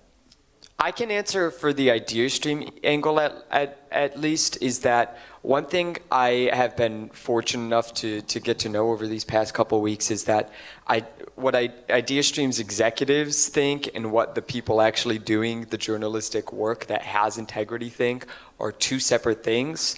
In fact, I am getting to know pretty well the reporters who at IdeaStream who are covering this ongoing exchange. Connor, who's a writer there, and Jay, who's a photographer there, are a really great help. Not to mention being on the Sound of Ideas, you know. And ultimately, we have to realize that the integrity, the journalistic integrity that radio stations and IdeaStream might uphold in one sector do not reflect the kind of scheming that goes on at the executive or administrative level. Thank I know you. you're faculty, though, Yeah, so you're this the should faculty. probably I can't speak for the Cleveland State faculty because I'm not a part of the Cleveland State faculty. I'm a John Carroll University staff member. And what I can say about our campus is, and again, I don't want to speak for anybody else's faculty or even my own because I'm technically not a member of the faculty. But what I will say is the questions that I've had and the feedback that I've had from people is, how did they do that? Why did they do that? People don't understand why this happened. And I think they're very upset about it too. You know, there's a lot of people in college faculties that are products of college radio. If you walk around any of our campuses, whether it's Cleveland State, Case, I see a couple people from Baldwin Wallace that are here. There are a lot of people around your campuses that aren't involved with your college radio station, but they're involved with college radio. They listen, they did it as students. The college radio community is bigger than just your station, our staffs. It goes bigger than anybody thinks. So it wouldn't surprise me, and again, I don't want to put any words into any other faculty's mouths, but it really wouldn't surprise me if there are people at Cleveland State on the faculty saying, hey, what's going on? I don't know if you guys have heard anything to that nature, but... Again, we can only talk about so much in that regard because we don't want... A lot of the faculty at Cleveland State has its own issues going on right now with faculty buyouts happening every semester in its own kind of politics within the union and with Bloomberg, et cetera. But what we can say is that the faculty does support us. It might not be as out front as our community and our students have been, but they are there. They do know what's happening, and they are advocating for us where they are able to. And unfortunately for right now, that's all we can ask people to do is just spread the good word. And that's what they're doing, and that's all we can ask for. Thank you. Thank you. Yeah, I mean, this is really, again, an issue of stifling voices, and the faculty voices and student voices are being stepped on in American universities. There's pressure from the top down to silence people. So we need to speak up. On that front, and this isn't radio, this is newspaper, but that's happening right now next door in Indiana. Yes. The Indiana Daily Student, their advisor was fired last week, just the day before he was heading to another college media conference, because he wouldn't censor the newspaper. Folks, that's a state school. You can't censor the paper. It's against the law. But he was fired because he wouldn't censor the paper. And so there are people working on that one. But yeah, this is a larger trend than just here in Cleveland. Sir, in the front row, please. Thank you for waiting. Okay, how you doing? I'm Sean. My teacher told me I can't hold the mic like that. I'm sorry. Can you hear me? Speak up. Yes. Okay. Speak up just a little bit. I'm trying to project a little bit. My name is Sean. I go to Ohio Media School, and my question is, what each of you individually, what fuels your motivation for the fight for FM? What inspires you personally about FM that keeps you involved, that wants you to keep this fight going? What keeps you fighting for FM? Well, it's going to sound like the cheesy answer, but it's the true answer. It's the community for me. You know, over these past 2 weeks and now going into week 3 and week 4, you know, we have about a month timeline right now that's probably going to extend to 3 months pretty soon. I've kind of stepped into this spokesperson, community organizer role that, I mean, I study in school. It is, you know, my field, but without the community, I wouldn't be able to bear this kind of weight to advocate for FM in this way. And ultimately, this type of advocacy requires a village. Like, I can only put my talking head out so much before I even get sick of seeing my own mug. But, you know, it truly is the community that pushes me forward, receiving care packages from multiple members, being able to just talk things out with them beforehand, having them organize stuff instead of me having my hand in another pot I really don't need my hand in. That's what keeps me forward in this fight, and it's what's going to make this fight better and stronger and increases our chances of winning is the community. If any of you else want to chime in on what your inspiration that keeps you going, doing what you're doing. Well, I don't know if Liam has something. I mean, honestly, it's the same. I think that I've met so many people that I never would have met otherwise through this community and through these experiences. And I think just like keeping the idea and keeping that community alive is really like my driving force right now. And you know, finding hopefully a tomorrow for students coming in and wanting to experience college radio.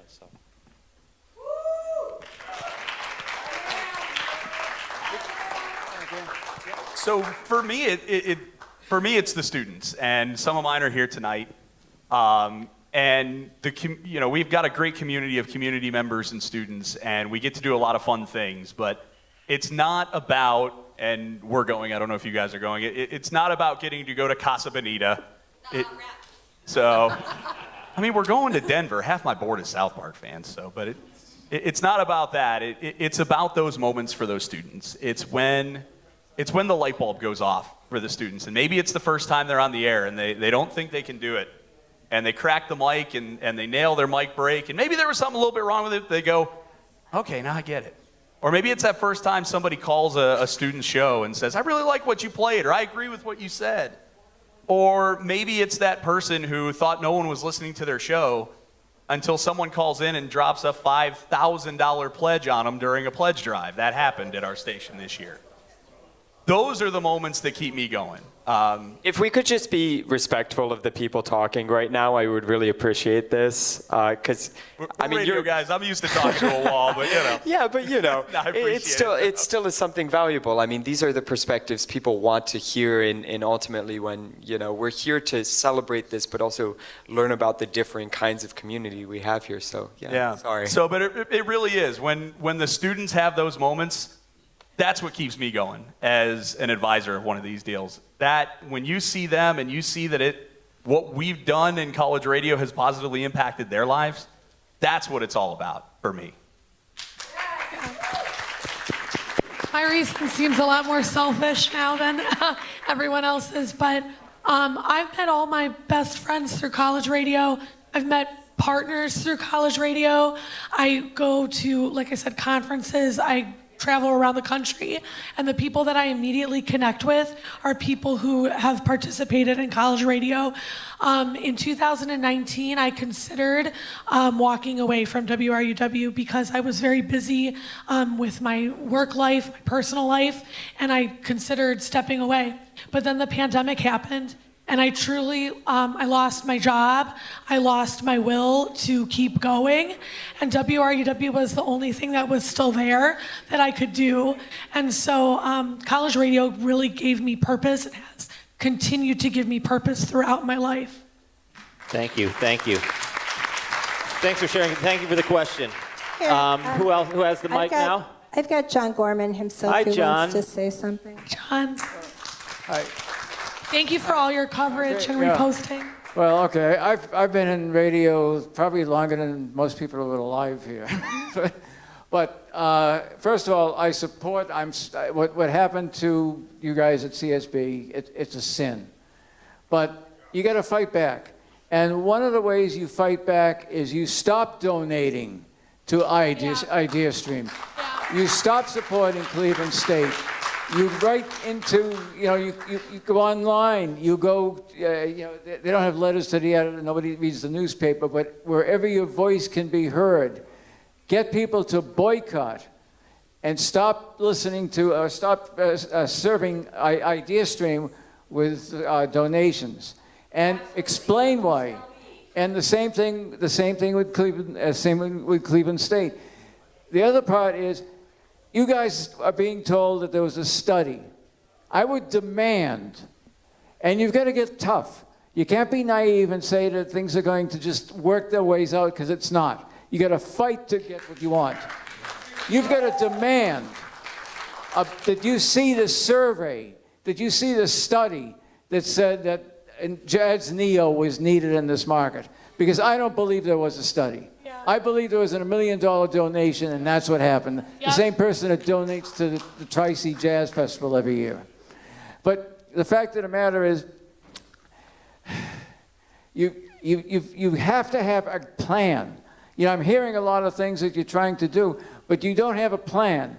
You have to work with the media. You have to work with online. You have to have a campaign. What is your goal? What is the final? What do you want, Allison? What is your idea of heaven? Sure. What is your idea of making this work? Thank you. Okay, and it's not just getting you're not going to get the FM back. No, You're not going to get. Wait, let me finish. Let me finish. Let me finish. All right. You have a situation where you are unfairly treated. Play up to it. you know, like not only do a campaign of not donating and not supporting IdeaStream because of what they did, but ask about that study. Demand that that study be released. It's a public radio station. It's a public college. There has You not have been a one right. day that Allison has not been on a news program, talking to the media, going on other stations, That's okay. I've heard- defending this plan I heard, that I we heard- can't never talk mind. about. Wait. There's a lot If of I ways. can- hold on, There's a lot hold of on. ways that you can do Yes. that. But I think I'll- if no, you let me- asked let a me finish. question- Let me finish, because then you have. I'm getting into my. You stopped. I thought you were have finished. to. Stop. All I can say is stop being naive.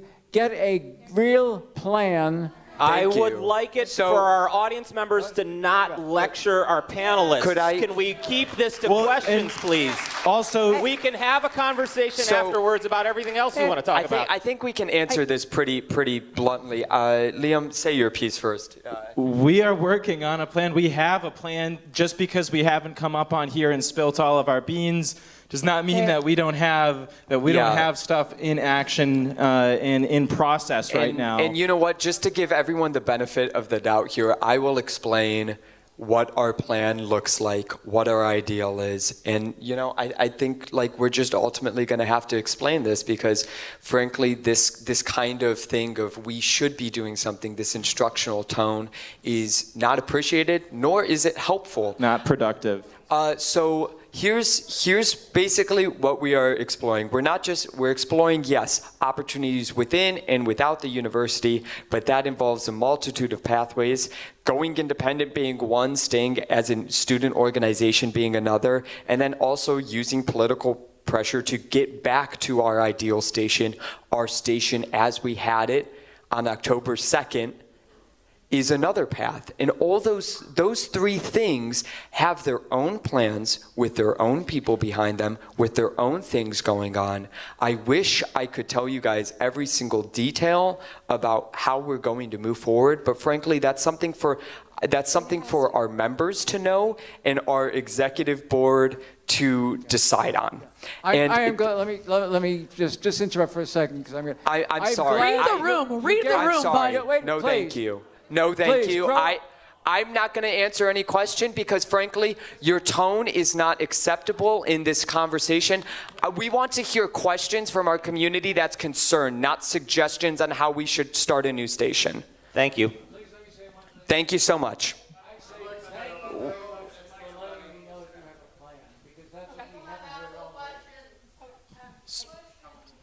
If we could get a couple more questions before I know we probably have to end soon as think- well. okay. So. Yeah. I just wanted to let you guys know, I know you're trying to help, John and Denny, I know you're trying to help. But the reality is that we've all been talking to them, and they are trying to do this multi-phase possibility. And they're talking to the university. They can't talk about everything that's going on behind the scenes. It's just not possible. So please trust that these people are working their butts off to try to figure out how to do this. And if you want to help, we can put a coalition together to further help them. I know you believe in this. Yeah. Full-time students, and we have jobs where we work. Like, there's, yeah. So we're Thank you. Thank you for that. I know we only have time for probably a couple more questions. I think know we're there's almost this out of person time up there because that's I been. just want to also say that this workshop that we do every third Monday has musicians after this question and answer. So we're going to quickly switch after like one or two more questions and get musicians up there. So please stay. Could we and get this hear person that. in the front that's been raising their hand for a while? Hi. You probably weren't the first FM station they tried to grab. You're not going to be the last. So it's going to happen to somebody, but it doesn't have to be you guys because this donor doesn't want the bad press, IdeaStream doesn't want the bad press. Be inconvenient, but they're going to come after somebody else. How do we become so inconvenient that they give up? You know, and ultimately that's what this multifaceted approach is really about, making sure that we have actual political pressures from the city council, making sure our community can be physically present in spaces where the executives are, making sure we have a broad online president where people can stay informed, not just on our own personal website, but also on social media.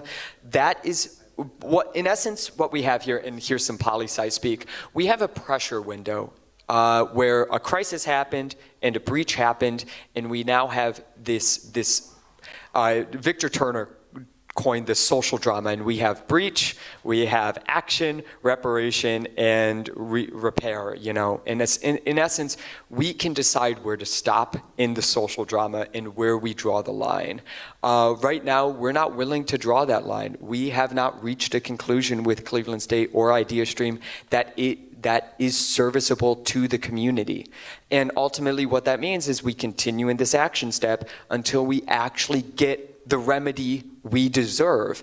And that's why we rally. That's why we do things like come to Cleveland Rocks on short notice. Thank you, Cleveland Rocks, for that. Thank you. But this is the entire thing of we had a pressure window that was probably only a week.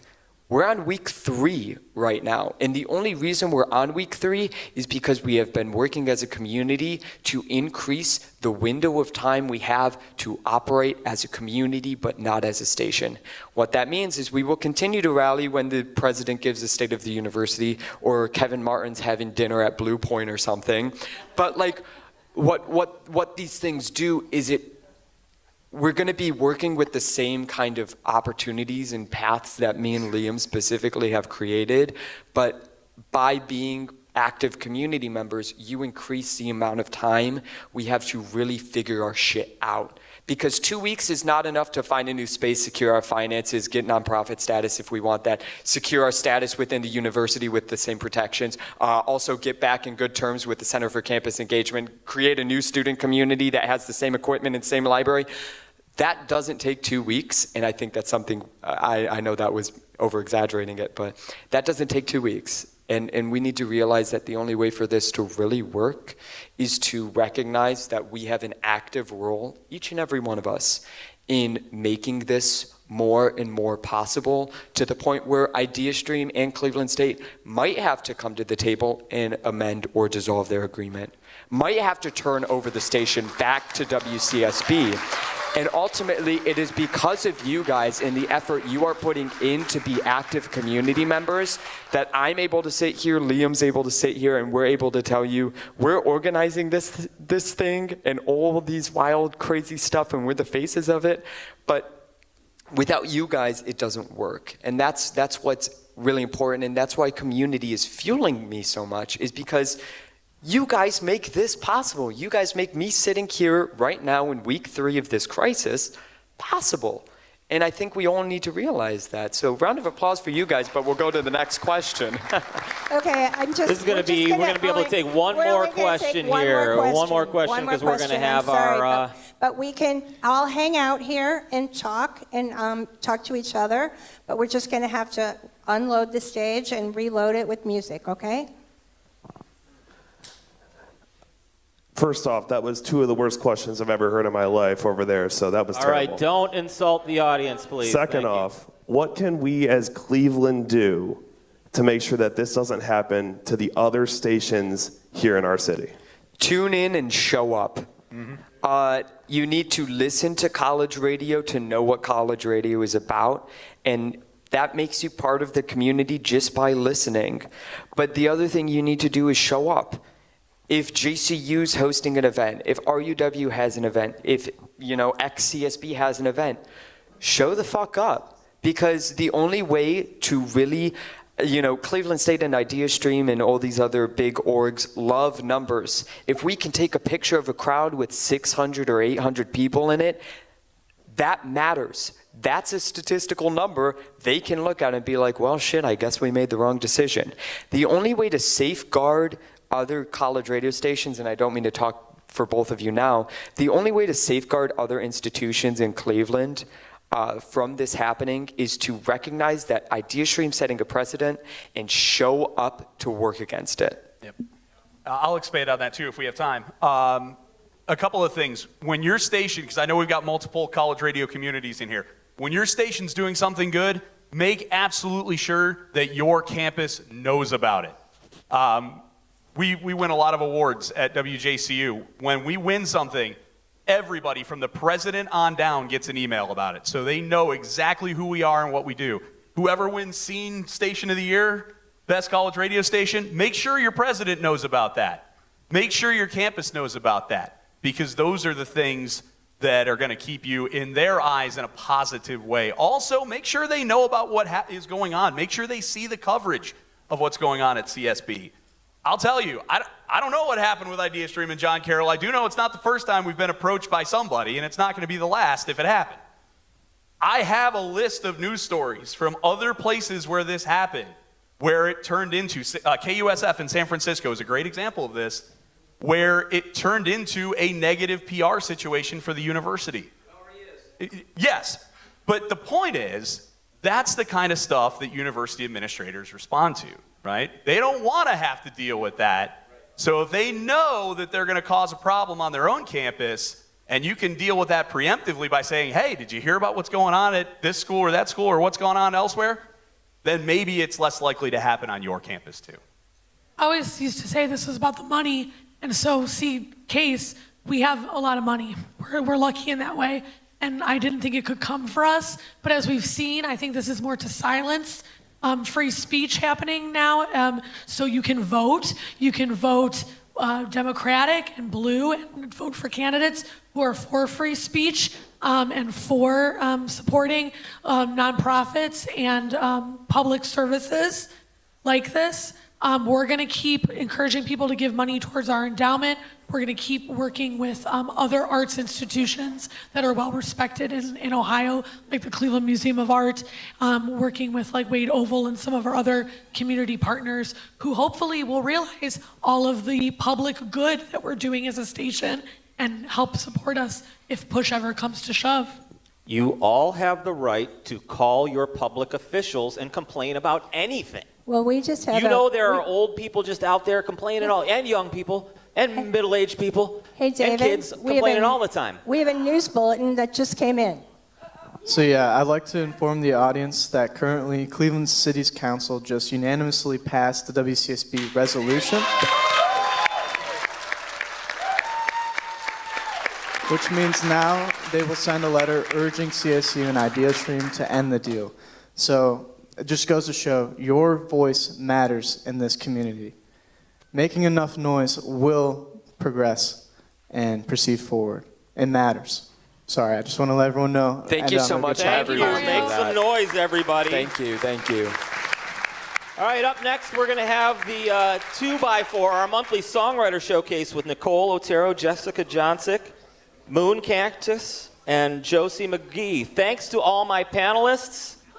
Thank you, Rachel. Thank you, Allison. Thank you, Liam. Thank you, Jason. Thanks to all you in the audience. Please stick around for some music, have some conversation. We'll get some stuff going really quickly.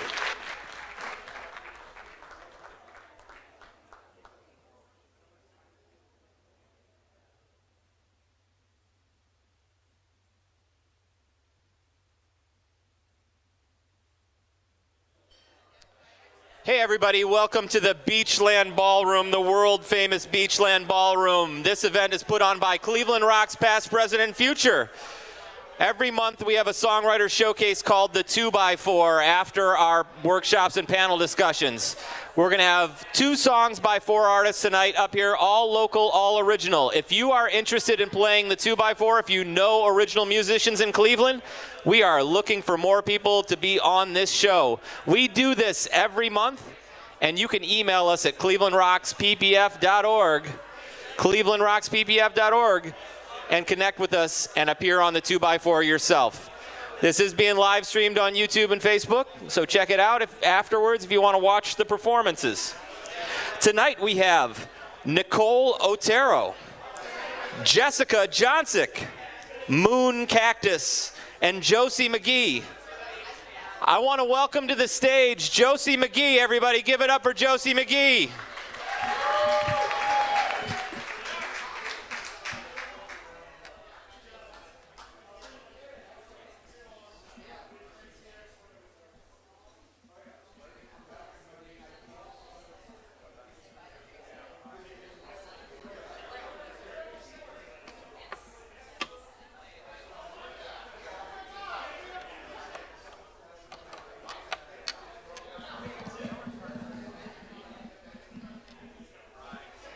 Check, check.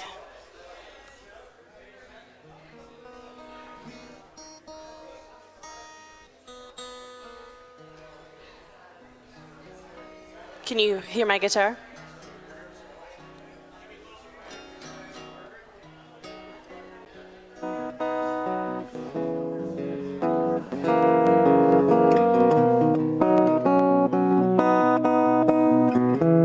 Oh yeah, you can totally hear my guitar. That's good.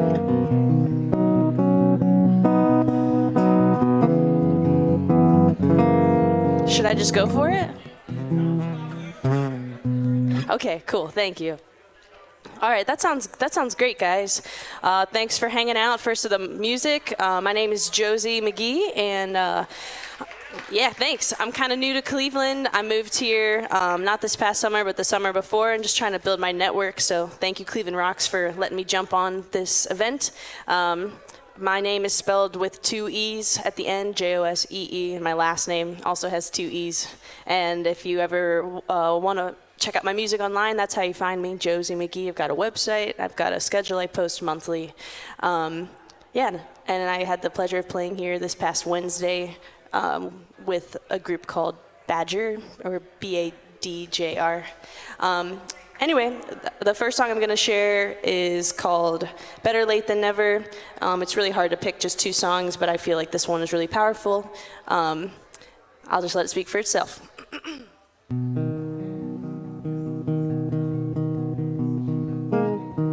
If I could play it.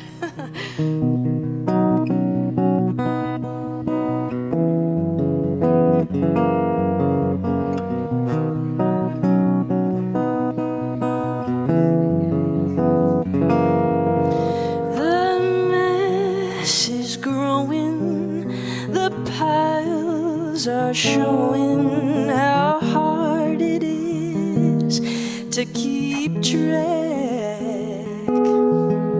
The wind is blowing, the car keeps rolling to the next stop on the map. Take me back.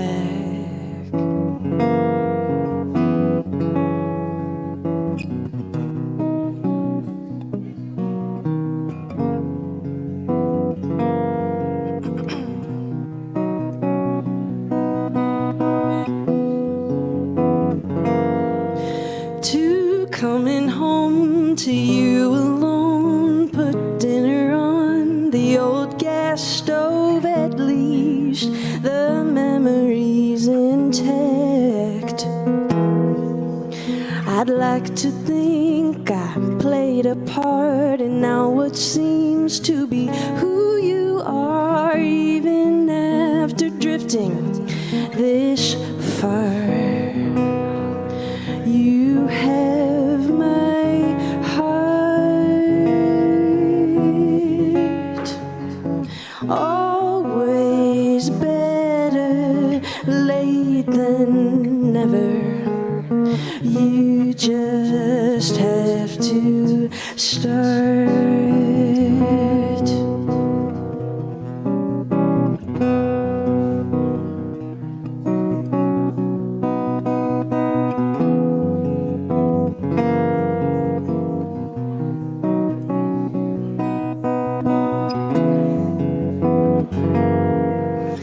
Through subtleties of day to day, we may not see things fall in place, but feel the daunting need for change. Well, pressure on or pressure off, we're always found where we've left off, and honesty is the only way. Through a maze.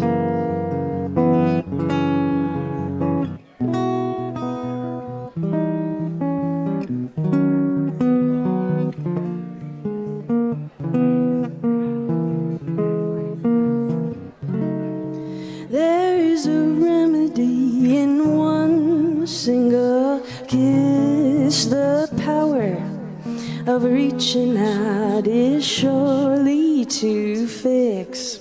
A healing heart needs ears to hear, a hand to hold, and time. Oh, time. Time for clouds to clear. Pick up the phone and call them up. You'll never know if you give up the possibilities of sharing souls.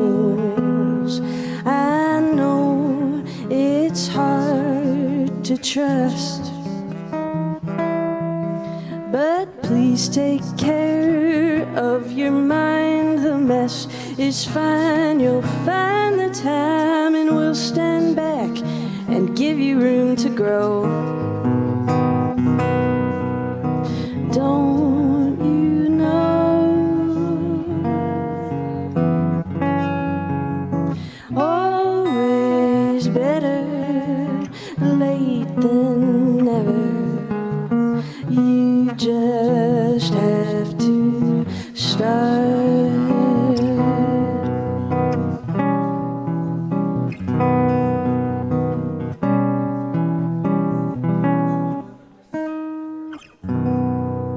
All right, thank you.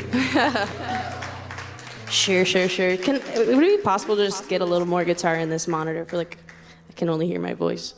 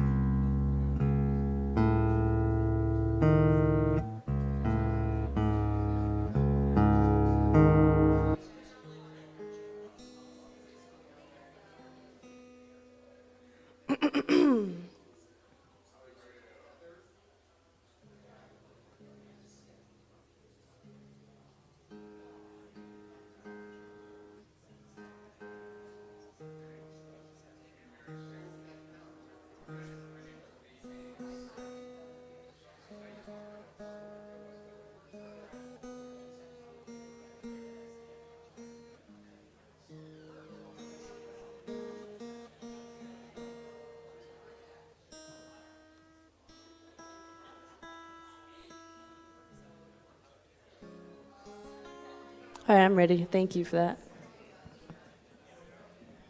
All right. This one's called The Birds and the Bees. It's a little happier.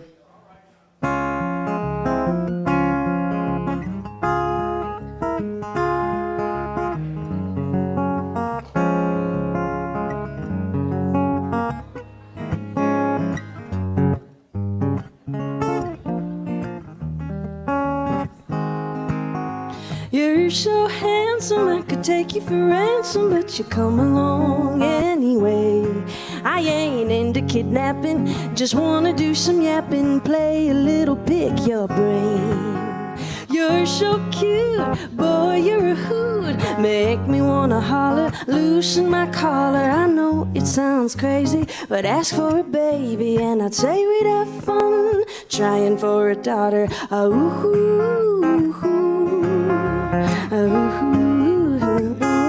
Well, the birds and the bees gonna do as they please, so why not you and me?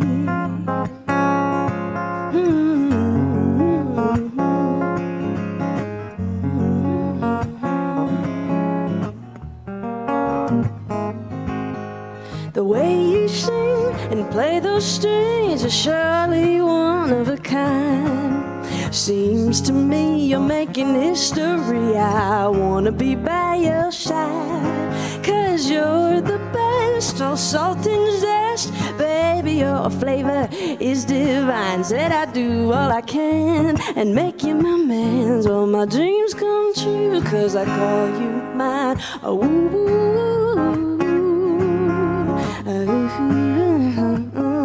all the birds and the bees gonna do as they please, so why not you and me?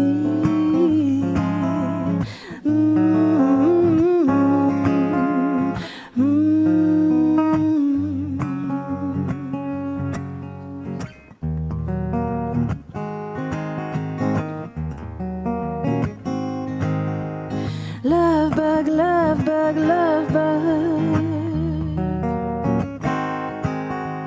Love bug, love bug, love bug. Oh, your love, your love, your love. Your love, your love, your love.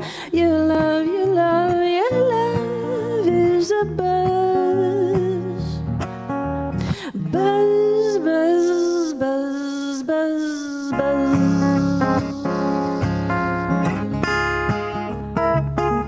All the birds and the bees gonna do as they please, so why not you and me?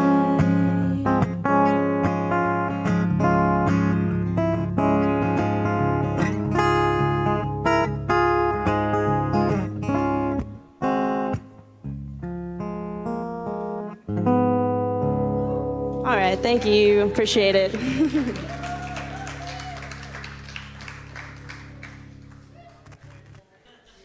Cool. Good to pull up. Okay. Yep.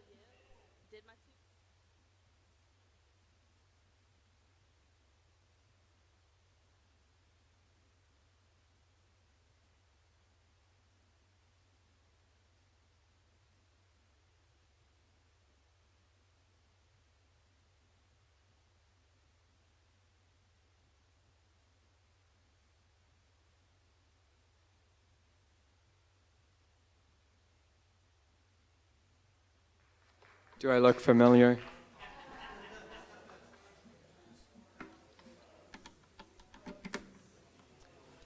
Here's the inevitable time people ask, well, what's your real name? Is it Nicole Otero or Allison Baumgartner? And I'm not willing to reveal that answer. This first song of two songs is, kind of bluesy. And it's about being stuck in a present moment and using your past and your aspirations of the future in order to, make a better decision. But sometimes it doesn't work out that way.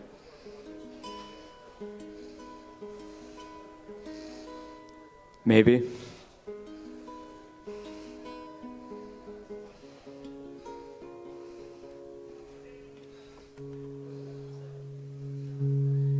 There we go. It's me.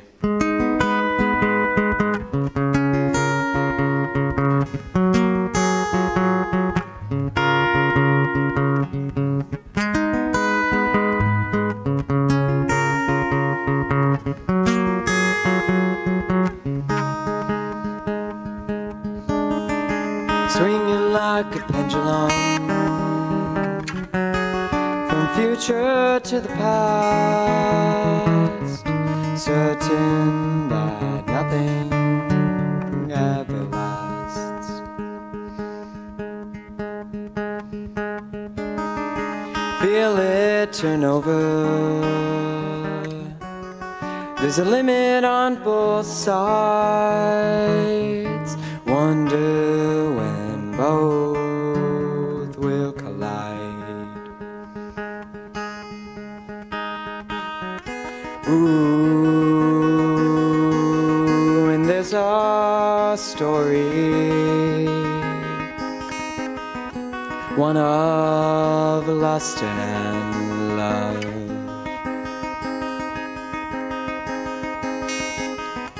Ooh, there's no knowing what I'll be sent from above.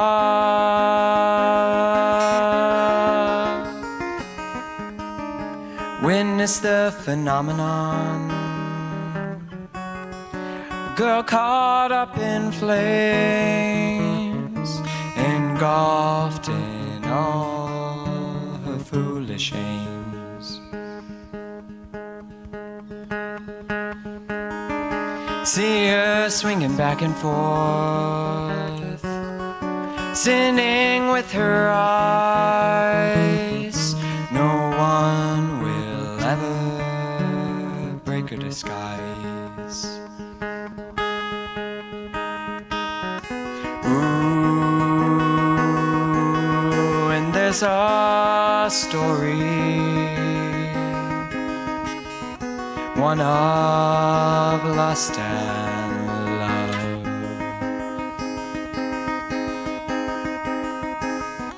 Ooh, and there's no knowing what I'll be sent from above. Oh,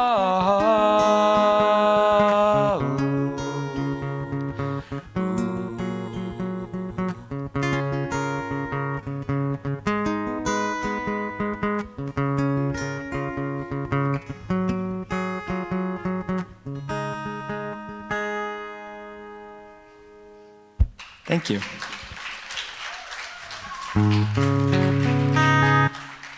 If you want to turn that off for a second while I tune, I wouldn't mind.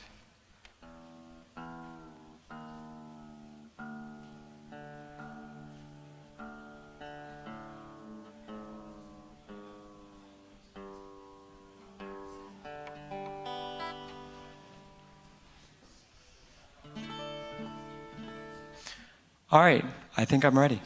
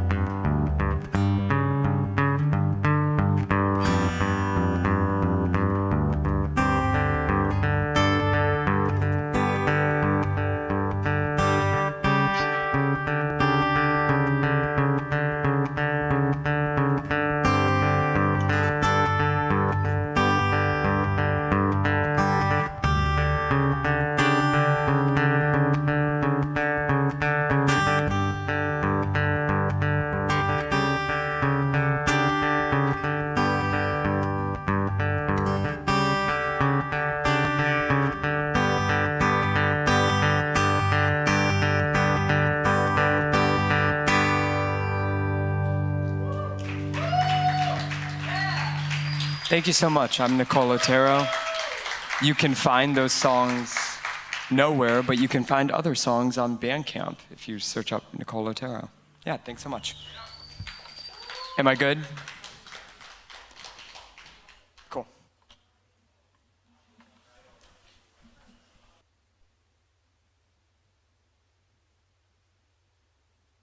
Jessica Johnsick. All right, it's okay. I'll get out of the way. Don't start yet until.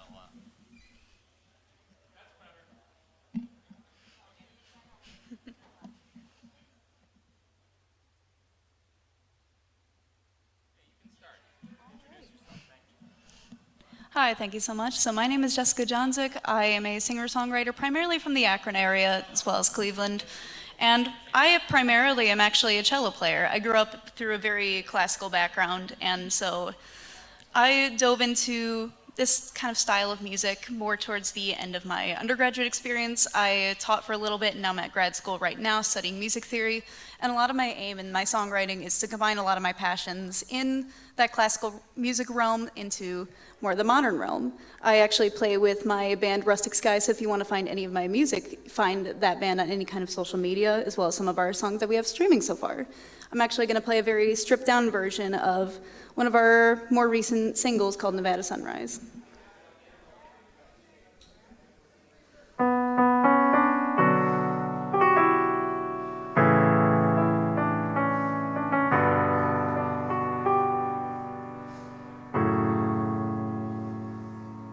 Meet me under the light of the moon, past the outskirts of the city of lights on the knees in Nevada, watching the stars as they grow brighter and blurry, with my own fading lights beside.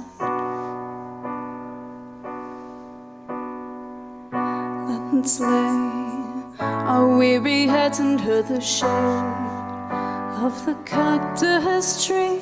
The desert moon sure has a special kind of magic to its light. The night is calling, eyes are falling, our bodies aching, but we're wide awake, and why don't you dance with me? The red summer sand beneath our feet and take away all the apprehension. No need to be afraid anymore. Take my hand beneath the stars. No need for Vegas lights. We'll find our own way to a brighter city, to play our own cards as the night passes on.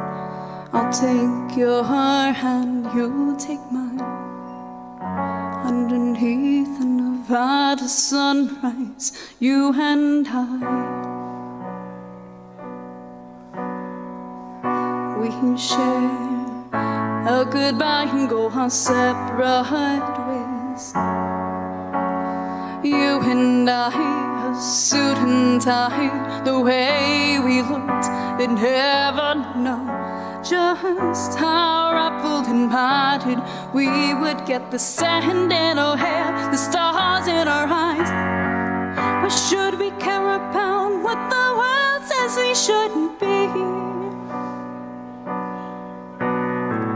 Why should we have to rebel and all on degeneracy? I built my own Vegas on the hills of the Sierra Nevada. And if you think you've seen decadence, you ain't seen nothing yet.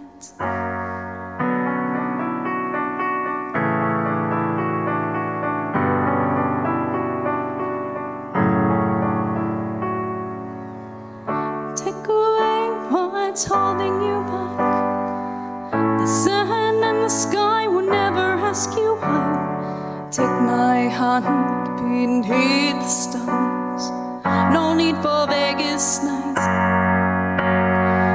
We'll find our own way to a brighter city, to play our own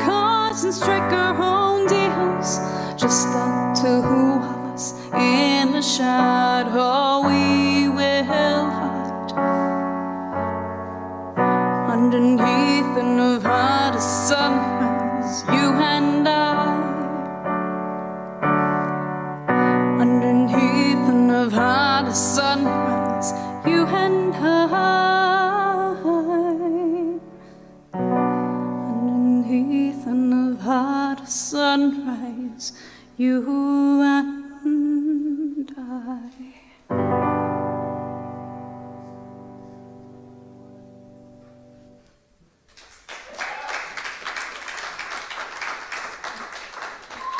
Thank you so much. As I mentioned, that song is actually available on streaming and has a full version with a full band, including cello, being myself. My band actually features me both singing and playing cello, primarily electric cello. So this is another song that I play with that band in a very similar style, and actually the title track to the album we are currently working on, entitled There and Back Again. This one was written in a place of especially a lot of things were happening at once, a lot of bad things were happening at once, and this song was kind of my personal reminder into that things would be all right, that I've gone through enough already, and things will get better ultimately. I've pulled myself out of worse, and I will do that same thing again.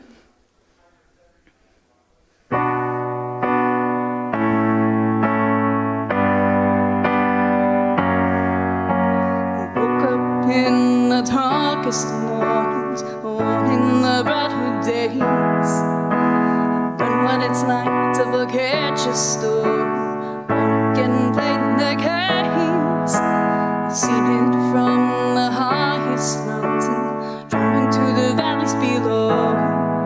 Been spat in the face, I've been put in my place, and I've gone where only fools go. And even when I've been under pressure, breezing through all the ashes and flames, 'cause I have been there and back again. I've run it around and round and over again, there and back again. I've crawled out of hell, but on my feet I stand. I found my rhythm and I feel like I'm on top of the world. Once I saw him caving in, faded to black. No going back when you're stuck, staring at the edge, there and back again. I've always been the walking target, forget to remember who I am. Lost in thoughts of doubting, clouding, feast, face, buried within. Seems that I've run out of luck. My world has gone dark and my chest is heavy. Got no home to return to, and I yearn to break through the living. There's a line waiting for me, though I bleed when I crawl on my knees. 'Cause I have been there and back again. I've run it around and round and over again, there and back again.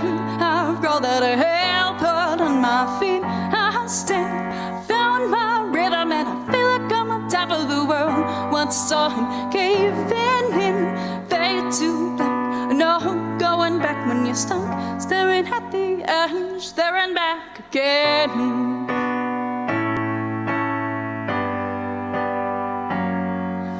I'm on my way out of the deep end, waking up to brighter days. On my feet again, running and running and running out, there and back again. I run it around and round and over again, there and back again. I've crawled out of hell, but on my feet I stand. Found my rhythm and I feel like I'm on top of the world. Once I saw him caving in, faded to black. No going back when you're stuck, staring at the edge, there and back again.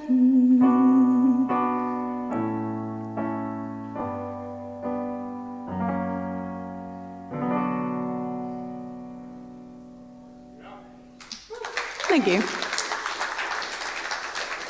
It's been a pleasure. Thank you so much, Cleveland Rocks. It's been wonderful.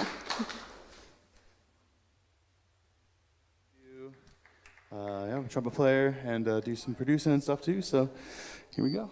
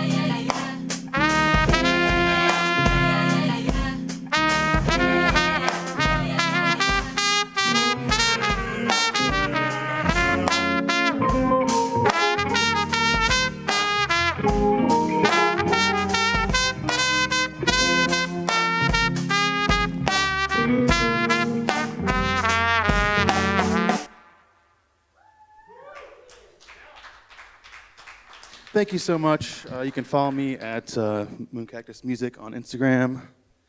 And I usually have a drummer that I play with as well. And if you're interested in seeing that, I got a show December 19th at May Hall. It's kind of a little annual Christmas shindig. And yeah, thanks Cleveland Rocks PPF for putting this on. I really enjoyed the workshop and panel on college radio because they do a lot to support local artists. And I feel like radio, artists, independent venues, writers, photographers, we're kind of all in the same boat. We're all doing it for the same reason, and we got to stick together when we can. So, all right. Anthony Fantano here, internet's busiest music nerd. Cactus goes hard as hell. It is vibrant, it is colorful, it is very visceral, and the flow from moment to moment generally is great. It's sweet when it needs to be, it's dynamic when it needs to be, it's low key or explosive when it needs to be, which is why I'm feeling a strong 9 to a 10 on this. Cactus.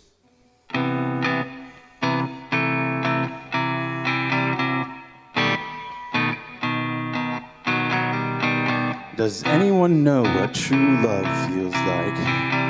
And then the love of God, unconditional and endless. Simple compared to what we humans call love. Human love is more selfish, less senseless than what we would let ourselves believe. Does anyone know love? Is anyone in love with what? Yourself, another person, something? Is it for you, for them, for the sake of vanity, or just to feel something? A false hope in this senseless world, a warm body to get you through the cold nights, cold weeks, cold months, and years that follow, where lips touch and toes curl, all for the sake of our love, that is, what we tell ourselves is love. Longing, lying, breaking, burning, surging, that mad passion that lasts until the lights go out, of a night, of a life, of a time of need. The truth might be that we've lost track of what love really is. Does anyone know? Does anyone care? There's so much to talk about, but no one who wants to listen. You wanna talk about love?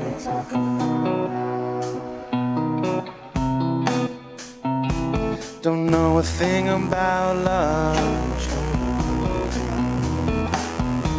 Hello, red flags, I'm colorblind. The heart wants what it wants, and I want you to know that you're divine. A bad bitch, gone benign. Is it too late on the timeline for a hard line in the lifetime? Can you shoot straight from the foul line during prime time?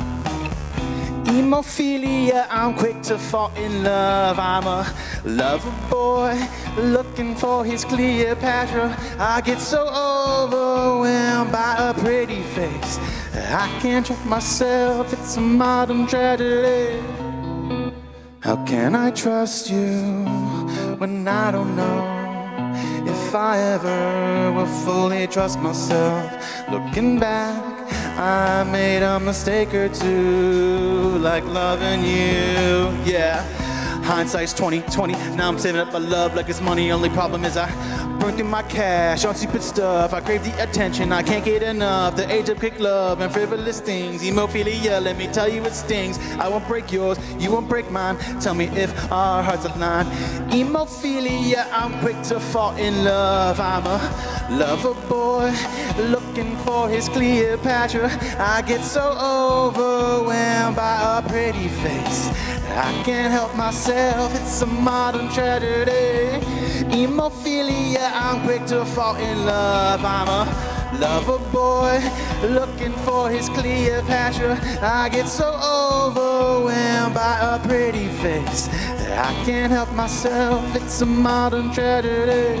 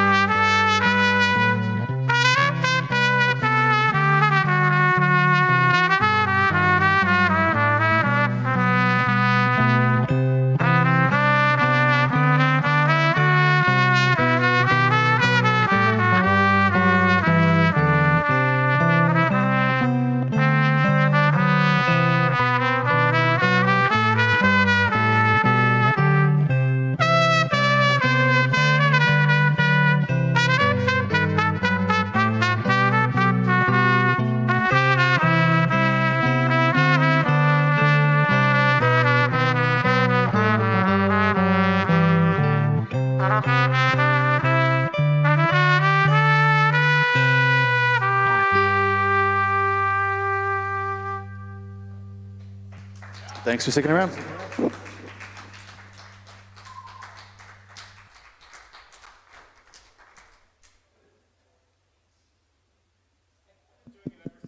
Thanks to Moon Cactus. Give it up one more time for Moon Cactus and all our performers. Nicole, Josie, Jessica, Moon. Thank you all. Tune in next month for the 2x4 and workshop. And for you musicians out there, we're bringing in an accountant next month to talk about taxes and deductions and record keeping for all you people who work independently and have multiple pay sources and expenses and things like that. How can you maximize that and save your money and stay legal and know all this stuff? Come to our workshop next month with the accountant and ask him all your questions. Write them down, ask him the questions. Thank you, everybody. Save WCSB.